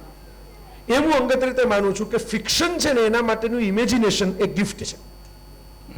બરાબર છે. એટલે કમનસીબે ગણો કે સદનસીબે ગણો વધારે સારી લખાયેલી ફિક્શન વાંચ્યા પછી આપણને એમ થાય કે આપણે આને લાયક નથી. એ તમારા કમનસીબે પણ મારા સદનસીબે કે તમે નવલકથા નથી લખતા. સૌરભભાઈ, હવે તમને સવાલ એ પૂછવાનો છે મારે કે કેટલું બધું વૈવિધ્ય હોય છે તમારી કોલમમાં. તમે અને જાણે કે અધિકારપૂર્વક લખાતું હોય, ખોટા વખાણ નથી કરતો, પણ તમારા કોઈ પણ તમે મનુસ્મૃતિ વિશે અભ્યાસ કરીને આખી સિરીઝ કરી હોય, કે તમે કોઈ ખાણીપીણીના વિષય ઉપર લખ્યું હોય, કે તમે કોઈ કવિની કવિતા વિશે લખ્યું હોય, એ કવિ અહીંનો પણ હોય ને વિદેશનો પણ હોય, તો એટલો બધો સ્વાધ્યાય દેખાય, એક ચોક્કસ પ્રકારનો એંગલ પણ દેખાય. તો આ વિષય વૈવિધ્ય ક્યાંથી આવે છે? જીવવામાંથી આવે છે. પહેલી વાત તો જીવવામાંથી આવે છે કે મને સવારના મીરાના ભજનો સાંભળવાની જેટલી મજા આવે એટલી જ મજા મને સાંજે, કોઈક સાંજે, રોજ નહીં, પણ સાંજે એન્ટિક્વિટીના 4 કડક પેક પીવાની પણ આવે છે. મને અમુક વિષયો ક્યારે પલ્લે પડ્યા નથી. ક્રિકેટનું ગાણો ચાહક હતો. ઇંગ્લેન્ડની ટીમ આવતી, ઓસ્ટ્રેલિયાની ટીમ આવતી, મુંબઈમાં બ્રેબોર્ન સ્ટેડિયમ પર અડધી ચડ્ડી પહેરીને જોવા જતો એ વખતે ટેસ્ટ મેચ 5-5 દિવસની. Somehow or other world cup જ્યારે આપણે જીતે 83માં કે રીતે પેલી ઓડિયાને મળી રવિ શાસ્ત્રીને, that was I think the last cricket I really enjoyed. હવે અત્યારે મને રસ લેવો છે પણ મને મજા જ નથી આવતી અત્યારે ક્રિકેટમાં. તો ઇટ ઇઝ માય લોસ કે એટલો હું છલકાતો ઓછો થયો છું. અથવા તો એવા 4-5 એવા વિષયો હશે કે એમાં મારી ચાંચ પણ અમુક મારી ચાંચ નહીં ડૂબે. હવે ધારો કે ફિલ્મ ફેસ્ટિવલની અમુક ફિલ્મો જઈને બહુ જ ગમી જાય, પણ હું એવી ફિલ્મો જોવા, કોઈ મને મફત પાસ આપે, શિશિર ઘણી વખત કહે મને કે ચાલો સૌરભભાઈ આપણે જોવા જઈએ, પણ હું કે શિશિર તારો અને જયનો સબ્જેક્ટ છે, મને એ ફિલ્મોમાં મજા જ નહીં આવે, તો આઈ વુડ નોટ ગો એમ. તો પણ બાકી જે વિષયો છે એમાં હું તમને કહું તો મારો અભિપ્રાય આ ગયા રવિવારે નહીં, એટલે ગઈકાલે નહીં, પણ એના આગલા રવિવારના સંદેશમાં મેં એક અતિ સર્વત્ર વર્જયેત એ શ્લોકની અગેન્સ્ટમાં લેખ લખેલો કે અતિરેકવાદી માણસે હોવું જોઈએ, અને હું એ અતિરેકનો માણસ છું. કદાચ એ એક્સ્ટ્રીમિઝમ જે મારામાં છે ને એને કારણે હું વધારે સારી રીતે જીવી શકું છું. અને આ આજનું નથી, આ લગભગ કેટલા 85માં કે એવી રીતે હું સુરત થોડાક વર્ષ રહેતો હતો, તો તે વખતે હું ગુણવંતભાઈના બહુ જ ગાઢ પરિચયમાં આવેલો. અને એ મારું મકાન પેલા ઊંચી અગાસી હતી ત્યાં, એટલે રાતના સાંજના ભાઈ જોવા માટે આવે, ચલો સૂર્યાસ્ત આપણે સાથે જોઈશું. અને હું આ બધા અમારા આવેશોની વાત કર્યા કરું, અને ભાઈ મને ભગવાન બુદ્ધના મધ્યમ માર્ગ વિશેની વાત કર્યા કરે. અને હું એમને મજાકમાં કહું બી ખરો કે હું કે મધ્યમ માર્ગ તો હું કે મારા માટે તો ખોટો, હું કે રસ્તાની વચ્ચોવચ્ચ ચાલનારને જ સૌથી વધારે અકસ્માત થાય. અને એમણે મને એક પુસ્તક ભેટ આપ્યું, વિરાટને હિંડોળે. એ પછી એના કેટલા બધા વખત પછી મારું આથી સ્વભાવની લાગણીનું મેનેજમેન્ટ કે કોઈક એક પુસ્તક મેં ભાઈને અર્પણ કરેલું છે, તો એમાં મેં પંક્તિ લખેલી છે કે એક અંતિમવાદીને મધ્યમ માર્ગી બનાવવાના તમારા પ્રયત્નોમાં સફળતા મળે એવી મારી પ્રાર્થના છે. ક્યાં વાત. જયભાઈ, હવે તમને એક સ્પેસિફિક સવાલ પૂછવો છે કે તમે ગુજરાતના ઘણા વાચકોએ તમને હૃદય આપ્યું હશે, પણ અનેક ગુજરાતીઓએ તમને કાન આપ્યા છે, તમને ખૂબ ધ્યાનથી સાંભળે છે, તમને ગુજરાત ધ્યાનથી સાંભળે છે, કાન દઈને સાંભળે છે. એક તમે પંકાયેલા અને સફળ વક્તા છો. એમના માટે જેમ વાંચે ગુજરાત છે ને એવી રીતે સાંભળે ગુજરાત છે. એમણે પોતે આ સાંભળે ગુજરાત ની જાહેરાત કરી છે ને એમાં સફળ પણ થયા છે. અને જ્યાં જ્યાં ગુજરાતીઓ છે એ બધા સાંભળવા તત્પર રહે છે. કોઈ ગઝલકાર ગઝલ રજૂ કરતો હોય અને એને વન્સ મોર મળે, ઇરશાદ કહીને બીજી વાર ગઝલ એની પાસે કહેવડાવે એના ચાહકો, એવું ઘણીવાર બન્યું છે કે જયભાઈએ પ્રવચન કર્યું હોય 1 કલાકનું, તો આખું 1 કલાકનું પ્રવચન ઇરશાદ થયું હોય કે ભાઈ ના તમે બોલો જ. અમેરિકાની ભૂમિ ઉપર તો એકવાર નહીં, એવું 2-3 વખત થયું છે કે ના અમારે તમને સાંભળવા જ છે, બીજું બધું પછી સાંભળીશું, પહેલાં અમે તમને સાંભળીશું. અને એવું પણ જોવા મળ્યું છે કે એ 1 કલાક બોલે મંચ ઉપરથી, પછી એમના 2 કલાક નીચે એમને ચર્ચામાં હો જાય. પાછા એ મીના તો બહુ કહેતા નથી, આઈ લવ યુ તો કહે છે કે નહીં ખબર નથી, પણ મીના તો કહેતા નથી કે ના, એ એમની જે દલીલ હોય, એ જે માનતા હોય એ તો પકડી જ રાખવાનું એમનું. તો તમે ખાસ કરીને યુવાનો ઉપર ઘણા યુવાનો હશે કે જે તમને સાંભળીને અને વાંચીને જેમણે આમ મૃત્યુ તરફ ગતિ કરવાનું નક્કી કર્યું હોય અને પાછા આવ્યા હોય એવા પણ બનાવો બન્યા છે. તો એક વક્તા તરીકેની તમારી સફળતા કેવી રીતે તમને મળી? આમ તો હું ભાગ લેતો ને સ્પર્ધાઓમાં, કદાચ એ જ માનો કે ઘડતર હતું. એટલે હું બહુ સ્ટ્રોંગલી ઘણી વખત સ્કૂલોમાં જાઉં ત્યારે કહું કે વર્ગમાં સ્વર્ગ જોવાને બદલે તમે ઇતર પ્રવૃત્તિઓમાં પણ વૃત્તિ રાખો. આવું કહેવામાં રમત કરીને એટલે યાદ રહી જાય, પણ આવું કહું એનું કારણ એ છે કે નિબંધ અને વક્તૃત્વ સ્પર્ધામાં મેં બહુ ભાગ લીધો. ભાગ લેવાનું કારણ એટલું જ કે ફીના પૈસા ભેગા કરવાના હતા. એમાં કોઈ બીજું મહાન પરાક્રમ હતું નહીં, બરાબર. લોકોને એવું લાગતું હતું કે આ કોઈ રેકોર્ડ કરવા માટે ભાગ લે છે, કે આ વર્ષમાં 150 જીતી લીધી, કે આ વર્ષમાં 200 જીતી લીધી. પણ તમે ભાગ લ્યો એટલે કોઈ પણ સ્પર્ધામાં ઇનામ હોય. ક્યાંક 151 રૂપિયા હોય, ક્યાંક 501 રૂપિયા હોય, ક્યાંક 3000 રૂપિયા હોય. આ લિમિટ આવી ગઈ. 3000 થી મોટા ઇનામો તો એ વખતે કઈ 92માં હતા નહીં. અને અમુક વસ્તુઓ પણ હોય ક્યારેક ઇનામમાં, જેનો ખર્ચ તમારો બચે. હું આમાં બહુ ઓનેસ્ટ છું. એટલે આ ભાગ લીધો તો આર્થિક કારણોસર જે તે વખતે. એ આખી જુદી કથા છે, કારણ કે ત્યારે મેં નક્કી જ કરેલું હતું કે ભાઈ ફીના પૈસા મારે જ ભરવા પડશે અને હું જ ભરીશ, ઘરેથી ને જ લઉં, કારણ કે ઘર આર્થિક પરિસ્થિતિમાં દેવામાં હતું. એટલે એ નક્કી કર્યું, એમાંથી ભાગ લેતો થયો. ભાગ લેતો થયો એમાં કુદરતી રીતે જે ચર્નિંગ આપણે સાવ શરૂઆતમાં મેં વાત કરી કે તમે અંદર નાખતા જ રહ્યો તો એ ચર્ન થયા કરીને બહાર આવે. એમ જ વક્તૃત્વમાં લેખનમાં બહાર આવતું ગયું. એટલે પેલી નેટ પ્રેક્ટિસ સરસ થઈ ગઈ બોલવાની, વક્તૃત્વ સ્પર્ધાઓને કારણે. કારણ કે સ્પર્ધાઓમાં જવાનું હોય, સદનસીબે ત્યાં 5 મિનિટ જ બોલવાનું રહેતું. એટલે આવડા મોટા મોટા ત્રાસ જે છે આપણે, હું ગુજારું છું અત્યારે કલાકોના, એ ત્યારે લોકો એમાંથી મુક્ત હતા. 5 મિનિટમાં બેલ વાગી. પણ એનો કોઈ ઉપાય હોય તો જરા કહેજો અમને.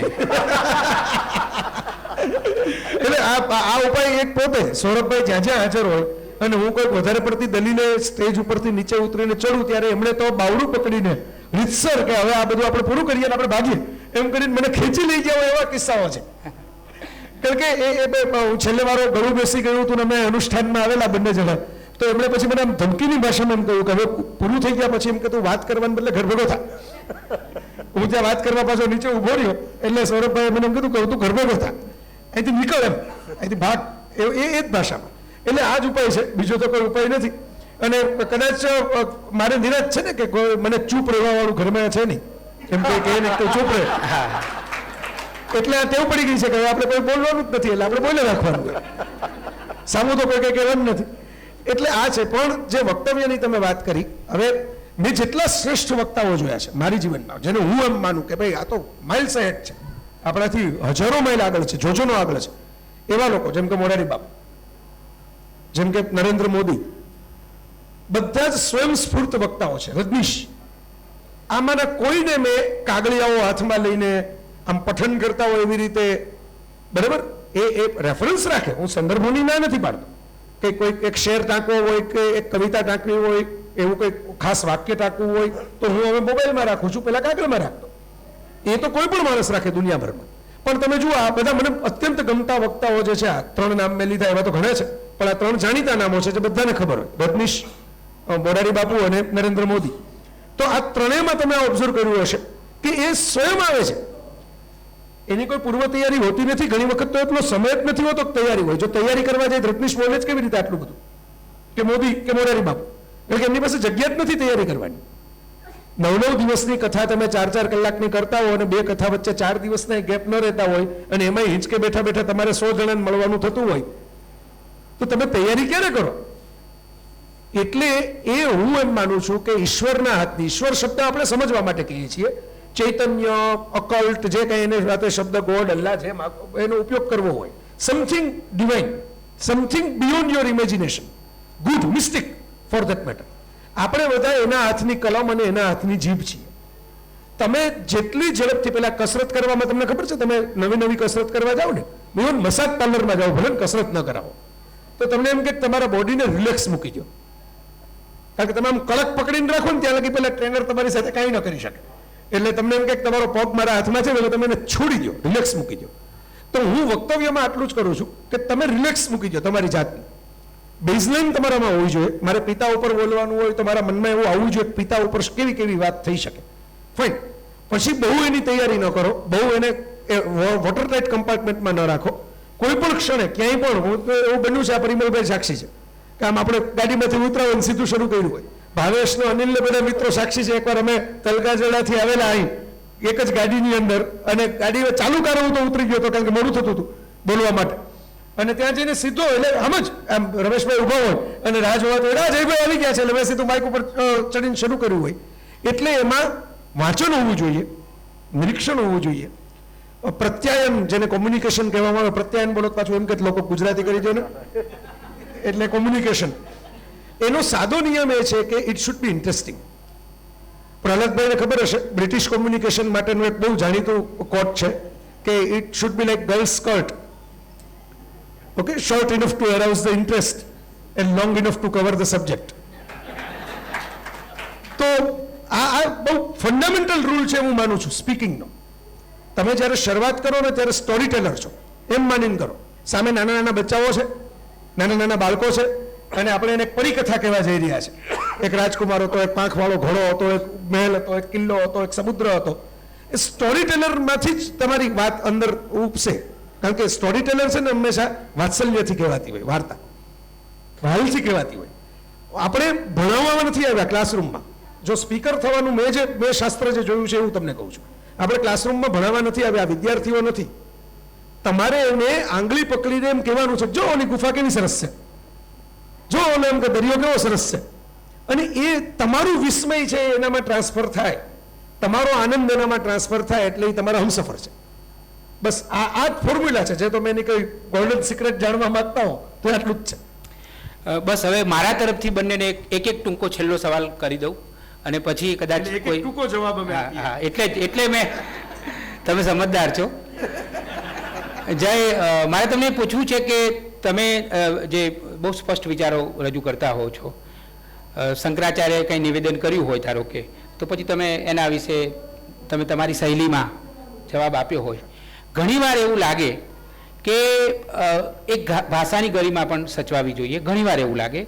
અને તમારા જેવા આટલા બધા લોકપ્રિય લેખક કે વક્તા પાસેથી જ્યારે અમુક પ્રકારની ભાષા આવતી દેખાય, એટલે તમે એક તમારા વાચક તરીકે કે તમારા મિત્ર તરીકે એમ લાગે કે આના બદલે આની આ વાત તમારે જે કહેવું છે એ તમે કહો, પણ જરા ભાષાને તો થોડીક ગરિમાપૂર્ણ રાખો, એવું ઘણીવાર મને તમારા વાચક તરીકે લાગ્યું છે. તમારો ટૂંકો જવાબ એટલે ટૂંકો સવાલનો તમને આપી દઉં. ઇરફાન પઠાણ બહુ સારી બોલિંગ કરતો હતો, ત્યારે ગ્રેગ ચેપલને એમ થયું કે આ રિધમ જરા ચેન્જ કરવી જોઈએ, અને જરા બેટિંગમાં પણ આગળ મોકલવો જોઈએ, એને જરા આ રીતે એમ કે આપણે કહીએ, આમ કહીએ. ઇવેન્ચ્યુઅલી ઇરફાન પઠાણની કરિયર આઈપીએલમાં નથી ચાલતી અત્યારે. આ માંડ એને એક ચાન્સ મળ્યો, એક જણો કંઈક નીકળી ગયો એટલે, બાકી તો એને ચાન્સ પણ નથી મળતો. દરેક સર્જકની પોતાની એક નેચરલ ગેમ હોય. ભાષા ગણો તો ભાષા પણ, હું તો એવું માનતો જ નથી કે ભાષા કોશિયાને સમજાય એવી ફીકી સરળ ડાય પેલું આમ ખીચડી પેલી દર્દીને ખવડાવતા હોય એવી મોળી હોવી જોઈએ. ભાષા તો બરછીની ધાર જેવી હોવી જોઈએ, લાગે તો ત્યારે લોહીના ફુવારા ઉડાડી દે. એ જ ભાષાની કમાલ છે, એ જ ભાષા છે જ એના માટે. અને કાં પછી મોરપીંછ જેવી હોવી જોઈએ. કામ તમને સ્પર્શ થાય તો તમને એમ થાય કે ઓહો 14 ભુવન ખુલી ગયા. બરાબર, એમાં ભાષાની અંદર આમ પંપાળવાનું ને ડાયું ને સુષ્ટું એવું હું તો માનતો જ નથી, એટલે હું લખતો નથી. બરાબર, એટલે મારી ભાષામાં તમને બે અંતિમો જોવા મળે. તમે જે કહો છો એવી ધાર પણ જોવા મળે, કારણ કે હું સ્પષ્ટપણે માનું છું કે ભાષા તમે પેલું ઓડનનું છે કહેલું કે આઈ સ્પીટ બટ આઈ કાન્ટ. હું થૂકવા માંગુ છું તમારી ઉપર, but I can't. That's why I use words as a gun. એટલે હું શબ્દોને બંદૂકની ગોળીની જેમ વાપરું છું. મારે તો તમને મારી જ નાખવા છે, પણ હું ખૂની નથી એટલે મારી નહીં નાખું. બરાબર, એટલે હું મારા શબ્દોને ગોળીની જેમ વાપરું છું. પણ એની સાથે એ પણ હોવો છે ફૂકી નાખવા, એવું કહી શકો તમે. મને તમે વાંધો અને હું તો એમાંય માનું છું આ તુષાર બેઠો છે એ અમારે તુષારની એમાં માન્યતા સરખી છે કે ભાષાની મજા વેરાયટીમાં છે. એનું વૈવિધ્ય છે, એ જેની મજા છે. જો અડીને ભાષા અડીને ખૂંચીને, એ તો હું કહું છું ખૂંચવી જ જોઈએ, ન હશે નહીં ખૂંચે. બરાબર, ખૂંચે એને ભાષા કહેવાય. તમે આ માની લો કે આ સ્મૂથ સ્ક્રીન હોય, બરાબર, એને તમે આમ ટચ કરો ત્યાં લગી બરાબર છે. હવે તમે કંઈક ખોલો અને આમ દબાવો અને ક્લિક ન થાય કેવું તમને ફીલ થાય? તમને એમ થાય કે આપણો અંગૂઠો બૂઠો થઈ ગયો છે, આ મોબાઈલ હેંગ થઈ ગયો છે, આ ખુલવું તો જોઈએ ને, આમાં આપણે કરીએ. બસ મને એવું લાગે કે ભાષાને તમે જો રમાડી ન શકો તો એ હેંગ થઈ જાય. એટલે હું એવું માનું કે ભાષાની ધાર રહેવી જોઈએ, લાગવી જોઈએ, જરૂરી જ છે. તમે જય વસાવડા કાટલો પકડીને કોકની યારે મુક્કાબાજી ન કરે એના માટે આવી ભાષામાં લખે એ જરૂરી છે. આમાં થોડુંક એડ કરું કે જે ભાષા એટલે આઈ ફુલી એગ્રી વિથ યુ. હું હજુ એક તબક્કો હજુ આગળ જવા માંગુ છું કે હમણાં જ મેં પોલ આર્ડનનું એક વાક્ય કોટ કર્યું કે ભાઈ don't seek praise, seek criticism. જેનો અર્થ એ થાય કે તમે એમ નહીં વિચારો કે હું આ લખીશ તો લોકો મારા વખાણ કરશે, તો પછી તમે આઉટ ઓફ બોક્સ થિંકિંગ કરી જ નથી શકવાના. તમારા મનમાં હશે કે હું લેટ મી સીક ક્રિટિસિઝમ, તો તમે આઉટ ઓફ બોક્સ થિંકિંગ કરશો. અને એ સંદર્ભમાં હું અત્યારે આ ચેતન ભગતની જે વાત કરું છું એની એક નાનકડી વાત કરી દઉં કે for the first time in popular Indian fiction, for the first time popular Indian ફિક્શનમાં પહેલી વાર 2 સેક્સ્યુઅલ એક્ટ્સ વન ઇન્ડિયન ગર્લમાં આવ્યા છે. ચેતન ભગત એટલે 5-10 લાખ કરતાં ઓછી વેચાય જ નહીં એની એવી ચોપડીમાં, જે રૂપાના એડિટરોએ બી વાંચ્યા હશે વગેરે. મારે આ ટ્રાન્સલેશન કરવાનું આવ્યું એટલે માય ફર્સ્ટ ક્વેશ્ચન ટુ રત્નરાજભાઈ વોઝ કે આમાં તો 2 સીન આવા છે Ratnaraj, and then I described કે આ રીતે છે. મને કે સૌરભભાઈ કેવી રીતે કરશું? હું કે હું મારી રીતે કરીને મૂકી દઈશ. અને મેં એ 2 સીન, પહેલો સીન પહેલી રીતે આવે છે, બીજો સીન એ જ રીતનો છે, સહેજ જુદો છે, પણ એમાં મેં આખી ભાષાકરમાં આખું જુદું કર્યું. પહેલામાં જુદું. જો અંગ્રેજીમાં આવી શકતા હોય, રૂપા જેવી મોટી પબ્લિશિંગ કંપની જો એપ્રૂવ કરી શકતી હોય, તો મને આ 2 ભાઈઓએ બી કીધું કે સૌરભભાઈ આપણે જવા દઈએ, સરસ બને છે આ. હવે આરઆરના નસીબ છે કે એ ખરેખર સંસ્કારી ગણાશે કે નહીં મને ખ્યાલ નથી, પણ હું જઈને એક કોપી આપવા માંગીશ અહીંયા. તમને જ્યારે ટાઈમ મળે ત્યારે. અરે થેન્ક યુ સો મચ. જોજો ખાસ. હું તો આમે લેવાનો હતો, દરેક લઉં છું એટલે આ તો લેવાનો આવી બેસ્ટ કોમ્પ્લિમેન્ટ્સ ફ્રોમ ધેમ છે, મારી કોપીમાંથી નથી આ. અને રમેશભાઈ થેન્ક યુ. ક્યાં વાત, વાહ વાહ, સરસ. આમાં ખાસ એ છે કે સી ગોડફાધરમાં બી એવું બનેલું કે લગભગ 26 જગ્યાએ એ પ્રકારની ભાષાઓ આવે જે અત્યારે આપણે બોલી નથી શકતા.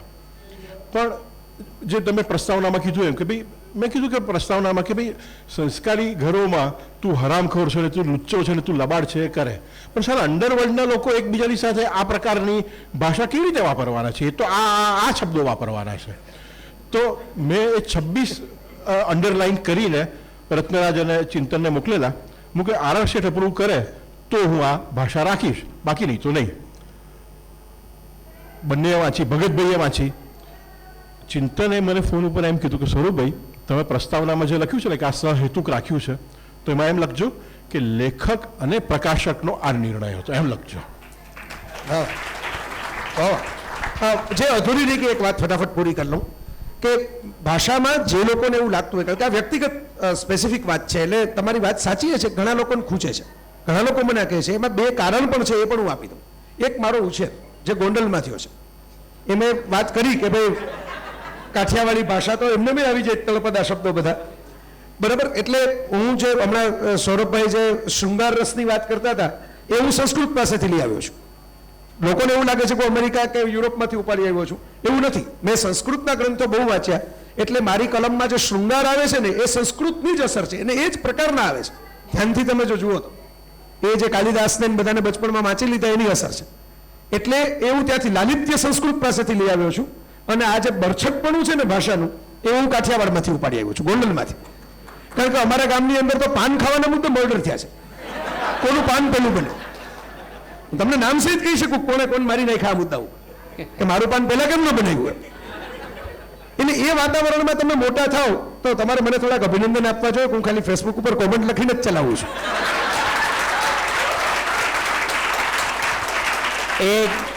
એ અભિનંદનની સાથે સાથે હું તો શુભકામનાઓ પણ આપું છું કે તમે કહ્યું કે જય વસાવડા ખાલી લખીને જ એ વાત પતાવી દે, વિરોધ કરે અને મારામારી ના કરવી જોઈએ. સંસ્કારિતા જેને આપણે કહીએ છીએ એમ માનું. ના, પણ આ તમે જે રીતે તમારી દલીલોમાં ઉગ્રતા હોવી જોઈએ, તમારા સ્વભાવમાં ન હોવી જોઈએ. અહીં જેટલા બેઠા છે એ લોકોનો અનુભવ હશે કે મેં ઉગ્ર દલીલો કરી હશે, સૌરભભાઈ સાથે કરી છે, એ પણ સાક્ષી છે, આ પ્રહલાદભાઈ સાથે કરી છે, નામ બી તમને કહું કોની સાથે, તુષાર સાથે કરી છે, બરાબર. પણ મળવામાં, વાત કરવામાં અને જરૂર પડે તો એ બધી દલીલબાજી થયા પછી કોર્ટ કરવામાં પણ મેં સંકોચ નથી રાખ્યો, કારણ કે તમારો મુદ્દો કોઈ પણ વ્યક્તિનો મુદ્દો હોવો જોઈએ, નહીં કે વ્યક્તિ. અને હું તો માનું જ છું કે હું જીવું છું એ જયના સ્વભાવને કારણે જ જીવું છું. બાકી મારે અને જયને એટલા બધા અસંમતિના મુદ્દાઓ છે કે એના વિશે તો આમ 3-4 દિવસની સળંગ સેશનો થઈ શકે. દંગલ. એટલે આજે એક આપણને એ પણ નવી માહિતી મળી કે જયભાઈ પોતાનું શરીર શા માટે આવું રાખે છે, એ કદાચ એ હદે પણ જવું પડે તો વાંધો નથી આપણે.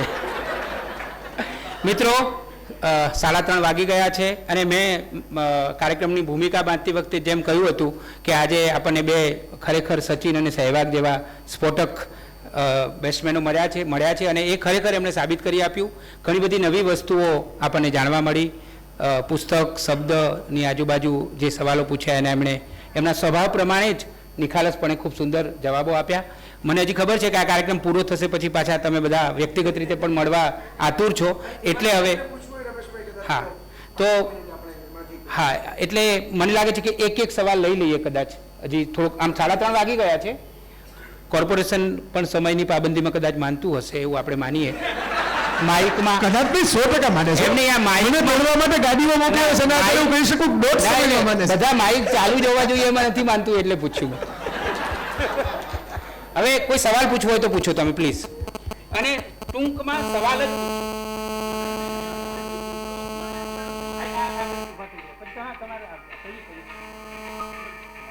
માઇક આપી દો, આગળ આવી જાઓ.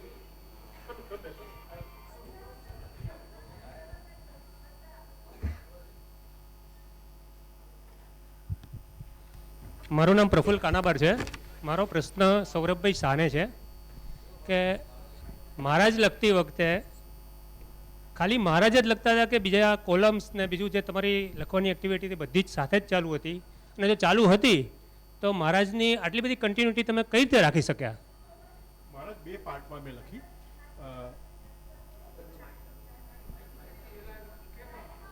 હા, સંભળાય?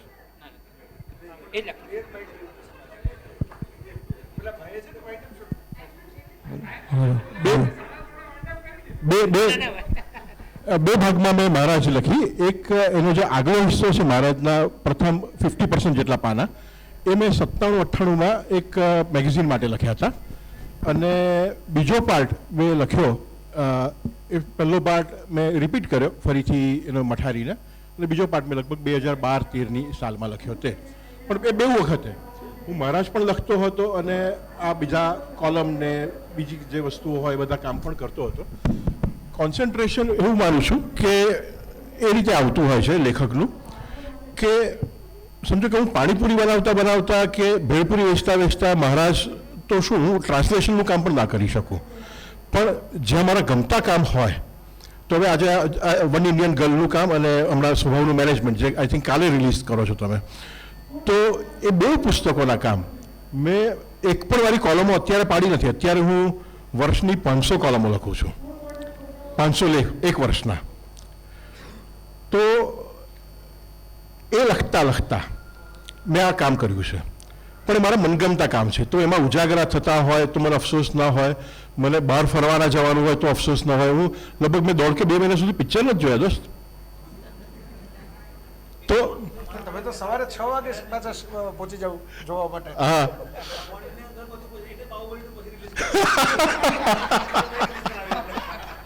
તો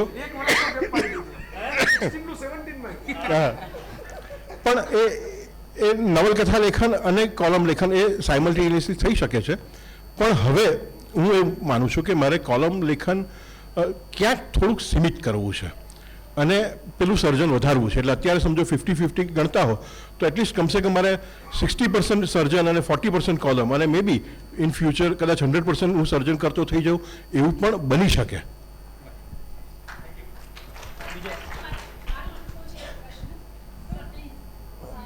હા, એક મિનિટ. જયજીથી એક સવાલ છે. હા. તમારી પુસ્તક જય શ્રી કૃષ્ણ મેં વાંચી મને બહુ જ ગમી. એમાં 12મા લેસનમાં પેલું કુરુક્ષેત્રના યુદ્ધમાં કર્ણ જ્યારે સેનાપતિ બને છે એ વખતે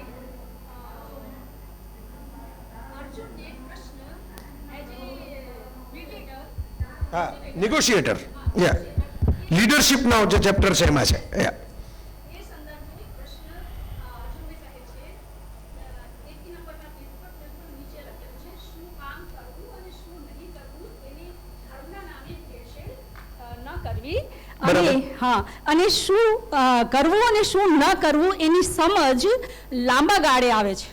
પણ બ્રેકેટમાં એવું લખ્યું છે વાંચીને નહીં સાથે રહીને. એ મારું છે, હા, પહેલું જે છે હા, મહાભારતનું હા, છે, હા, એના બ્રેકેટ સંદર્ભ- મારો છે. હા એના સંદર્ભમાં વાત છે તો મારે તમારી સાથે એક દિવસ રહેવું છે.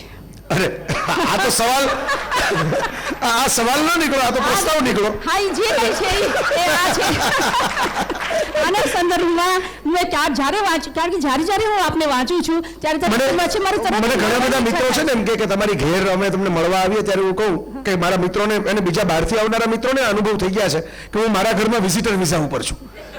એટલે હું એમાં 3-4 દિવસ જાઉં છું મારી ઘેર, બાકીના દિવસો બહાર રહું છું. એટલે મને બધાને મળવું ગમે અને આ પ્રયત્નો એ છે ને, જો રમેશભાઈ મેં કહ્યું કે આ લોકોને કંઈક પૂછવા દો, બરાબર, એ મને ગમે, બધા સાથે ડાયલોગ કરવો ગમે. હું આ સમય વધારાનો એટલે જ ફાળવું છું, એટલે જ આ સફરજન ભેગું લઈને જાઉં છું કે બહાર ખાવાય ન જવું પડે ડાયલોગ કરતી વખતે. પણ મુદ્દો એ છે કે પછી મારા માટેનો સમય ન રહેતો હોય. ના પણ પછી થોડો આ બાહુબલી 2 ખાલી જોવાનું ન હોય, એના પછી પાછું ઝૂકીપર્સ વાઈફાઈ જોવાનું હોય, હા એ ભલે તો એ હોય કોણ જોશે? પણ મારી રિક્વેસ્ટ છે આ, કારણ કે હું જ્યારે તમને વાંચું છું ત્યારે તરત જ મળવાની ઈચ્છા થાય છે અને એ ઈચ્છાને મેં એ બહુ તમારી લાગણીને હું વંદન કરું, ના, પણ તમારે સમય તો practically આપવો જ possible નથી. તમારે ટાઈમ તો આપવો જ પડશે. થોડોક દિવસ કૃષ્ણ પાસેથી હું તો કૃષ્ણની ઉપર પુસ્તક લખી શક્યો, પણ કૃષ્ણ પાસે એવી વિદ્યા હતી કે દરેક ગોપીઓને એવું લાગે કે એની સાથે જ રાસ લઈ રહ્યા છે. જો મારી પાસે એવી વિદ્યા નથી. ભલે તમે આવા લોજિક વાપરીને તમે મને પેલું કરો પણ તમારે ટાઈમ તો આપવો જ પડશે સર. થોડોક ગમે ત્યારે હમણાં આપણે મળીએ પછી ત્યારે ટાઈમ આપવાનો. હેલો, તારીખ તો અહીંયા બેન નહીં મળે, તારીખો કોર્ટમાં મળતી હોય છે. ના એવી વાત અહીંયા કોઈ તારીખ નહીં મળે. હવે બીજો કોઈ સવાલ હોય તો એક છેલ્લો સવાલ. સવાલો માટે ધીગા થઈ જાય છે એવું લાગે છે મને. જયભાઈ કોને? હા, આ બાજુ માઈક. એમની બધા ત્રણ જણા એક સાથે પૂછશે તો સંસદ જેવું લાગશે નહીં. એટલે હવે આ એક છેલ્લો સવાલ છે, કારણ કે હા, હા, મેં એક વેબસાઇટમાં વાંચેલું કે તમારા લોકોની જોડે મીન્સ કે બધા ઘણા લોકો લેખકોના પત્રકારોના નામ હતા. 12,000, 15,000, 17,000 પુસ્તકો હોય છે, બરોબર?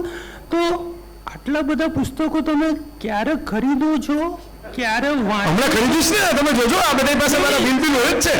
એમ નહીં તમે ઓળખું જ છું સર કે આ 17,000 કે એ બધા ખરેખર બધા જ પુસ્તકો વાંચેલા હોય. ના એવું નથી હોતું. એવો ખોટો દાવો હું નહીં કરું કે જે બધા ખરીદેલા છે, બધા વાંચેલા છે. હું તમને સમજાવું કે તમે તમારો પ્રશ્ન સમજી ગયો બેસિક, એટલે હું તમને સમજાવી દઉં સમયના અભાવે. કે પુસ્તકો 3 કારણથી હું ખરીદતો હું. એક પુસ્તક, અમુક પુસ્તક જે હોય એની પોતાની એક વેલ્યુ હોય, એ વખતે લઈ લેવાની. માની લો શશી થરૂરે એરા ઓફ ડાર્કનેસ લખ્યું અત્યારે, એમ કે બ્રિટિશ શાસન ઉપર, તો એની એક પોતાની વેલ્યુ છે. આખું વાંચી નથી શક્યો, મેં વાંચવાનું શરૂ કર્યું, એવું નથી કે સાવ નથી વાંચ્યું, એના અમુક ચેપ્ટર મેં વાંચી પણ લીધા. હવે એની એક એ સમયની ટાઈમ બિંગ વેલ્યુ છે.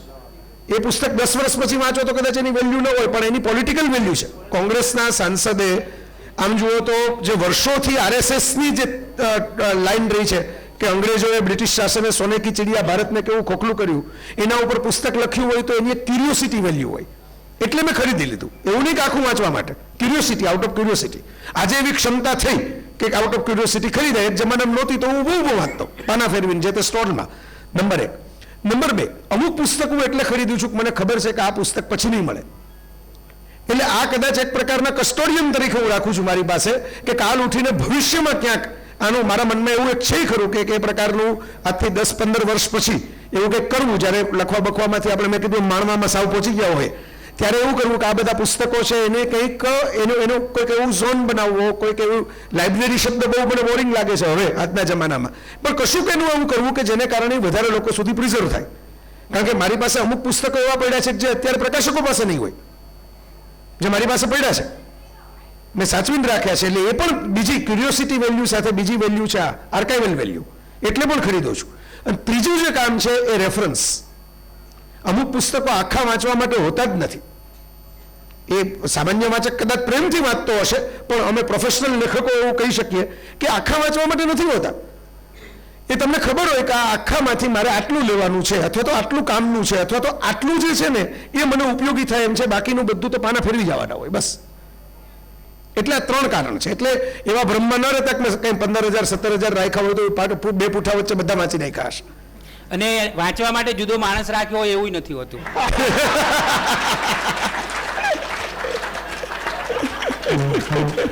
એ પોતે વાંચે, પોતે જ વાંચે. રમેશભાઈ, અમારે એક કહેવત કહું નાનપણમાં સાંભળેલી, પારકે મોઢે પાન ન ચવાય. બસ હવે જયભાઈ, હવે ખરેખર એક નમ્ર વિનંતી, ગુજરાતમાં જે ગુજરાતી લેખકોને એવો પોતાના માટે આગ્રહ કેમ હોય છે કે અમારી પ્રશંસા માત્ર વ્યંજના શક્તિ મારફત જ થાય?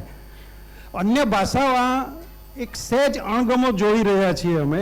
હું એક ડૉક્ટર છું, અમને લોકોને સમય મળતો જ નથી, અડધો પોણો કલાક માત્ર અમારા પરિવારને ફાળવી શકીએ છીએ. એવા સંજોગોમાં પુસ્તક વાંચવાની વાત તો બાજુ પર રહી, છતાં પણ સાહિત્ય રસિક ડાક્ટરોની સંખ્યા ઓછી નથી.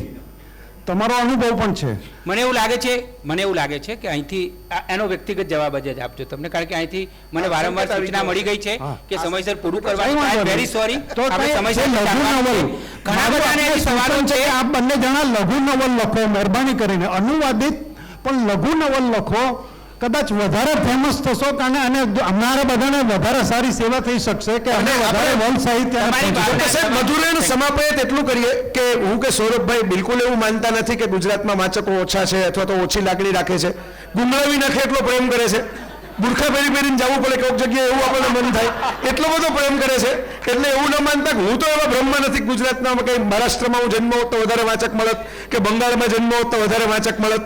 ઉલટાનું સારું થયું, ગુજરાતની અંદર આટલો બધો પ્રેમ મળે, ખાણીપીણી મળે, બરાબર. ત્યાં બધામાં બંગાળમાં તો રસગુલ્લા બસગુલ્લા મળે, પણ બીજે શું થાત આપણું. અને મિત્રો હવે 2 મિનિટ ઊભા રહેજો. હવે કોર્પોરેશન તરફથી બંને લેખકોને આપણે સ્મૃતિ ચિહ્ન આપવાનું છે, એટલે 2 જ મિનિટ ખાલી ઊભા રહેજો પ્લીઝ. આપના બંનેનો ખૂબ ખૂબ હૃદયપૂર્વક આભાર. મજાની કમેન્ટ્સ માટે આપનો પણ આભાર. આમના માટે પણ જોરદાર તાલીઓ થઈ જાય. એમણે સેશનને બહુ ઇન્ટરેસ્ટિંગ બનાવ્યું. અચ્છા, બાય ધ વે, જે પેલું એપલ પડ્યું છે ડોક્ટર સાહેબ માટે, કે Apple a day keeps doctor અવે.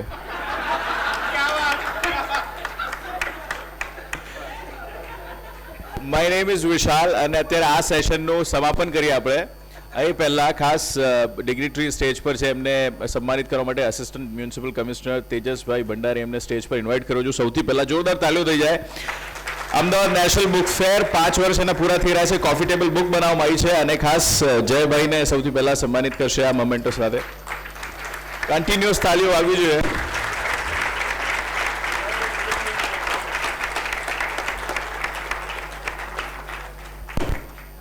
શ્રી સૌરભભાઈ શાહ માટે પણ સન્માન, જોરદાર તાલીઓ.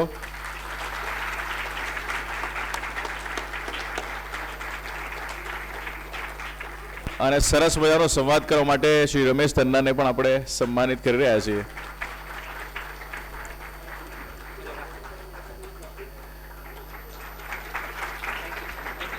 આસિસ્ટન્ટ મ્યુનિસિપલ કમિશનર સ્ટેજ પર છે, તો એએમસી માટે પણ જોરદાર તાલીઓ થઈ જાય.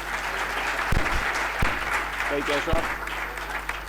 Thank you very much. આપ સૌનો આભાર. અને આવી રીતે રોજના સેશન થતા રહેશે, તો રેગ્યુલરલી તમે અહીંયા આગળ ઉપસ્થિત રહેજો. આના પછી બીજું સેશન છે, તો તમે એના માટે પણ રહી શકો છો. Thank you very much. અને પેલી બાજુ પુસ્તક મળો ત્યાં પણ જઈ શકો, અને અલગ અલગ હોલ્સમાં બીજા પ્રોગ્રામ્સ થઈ રહ્યા છે.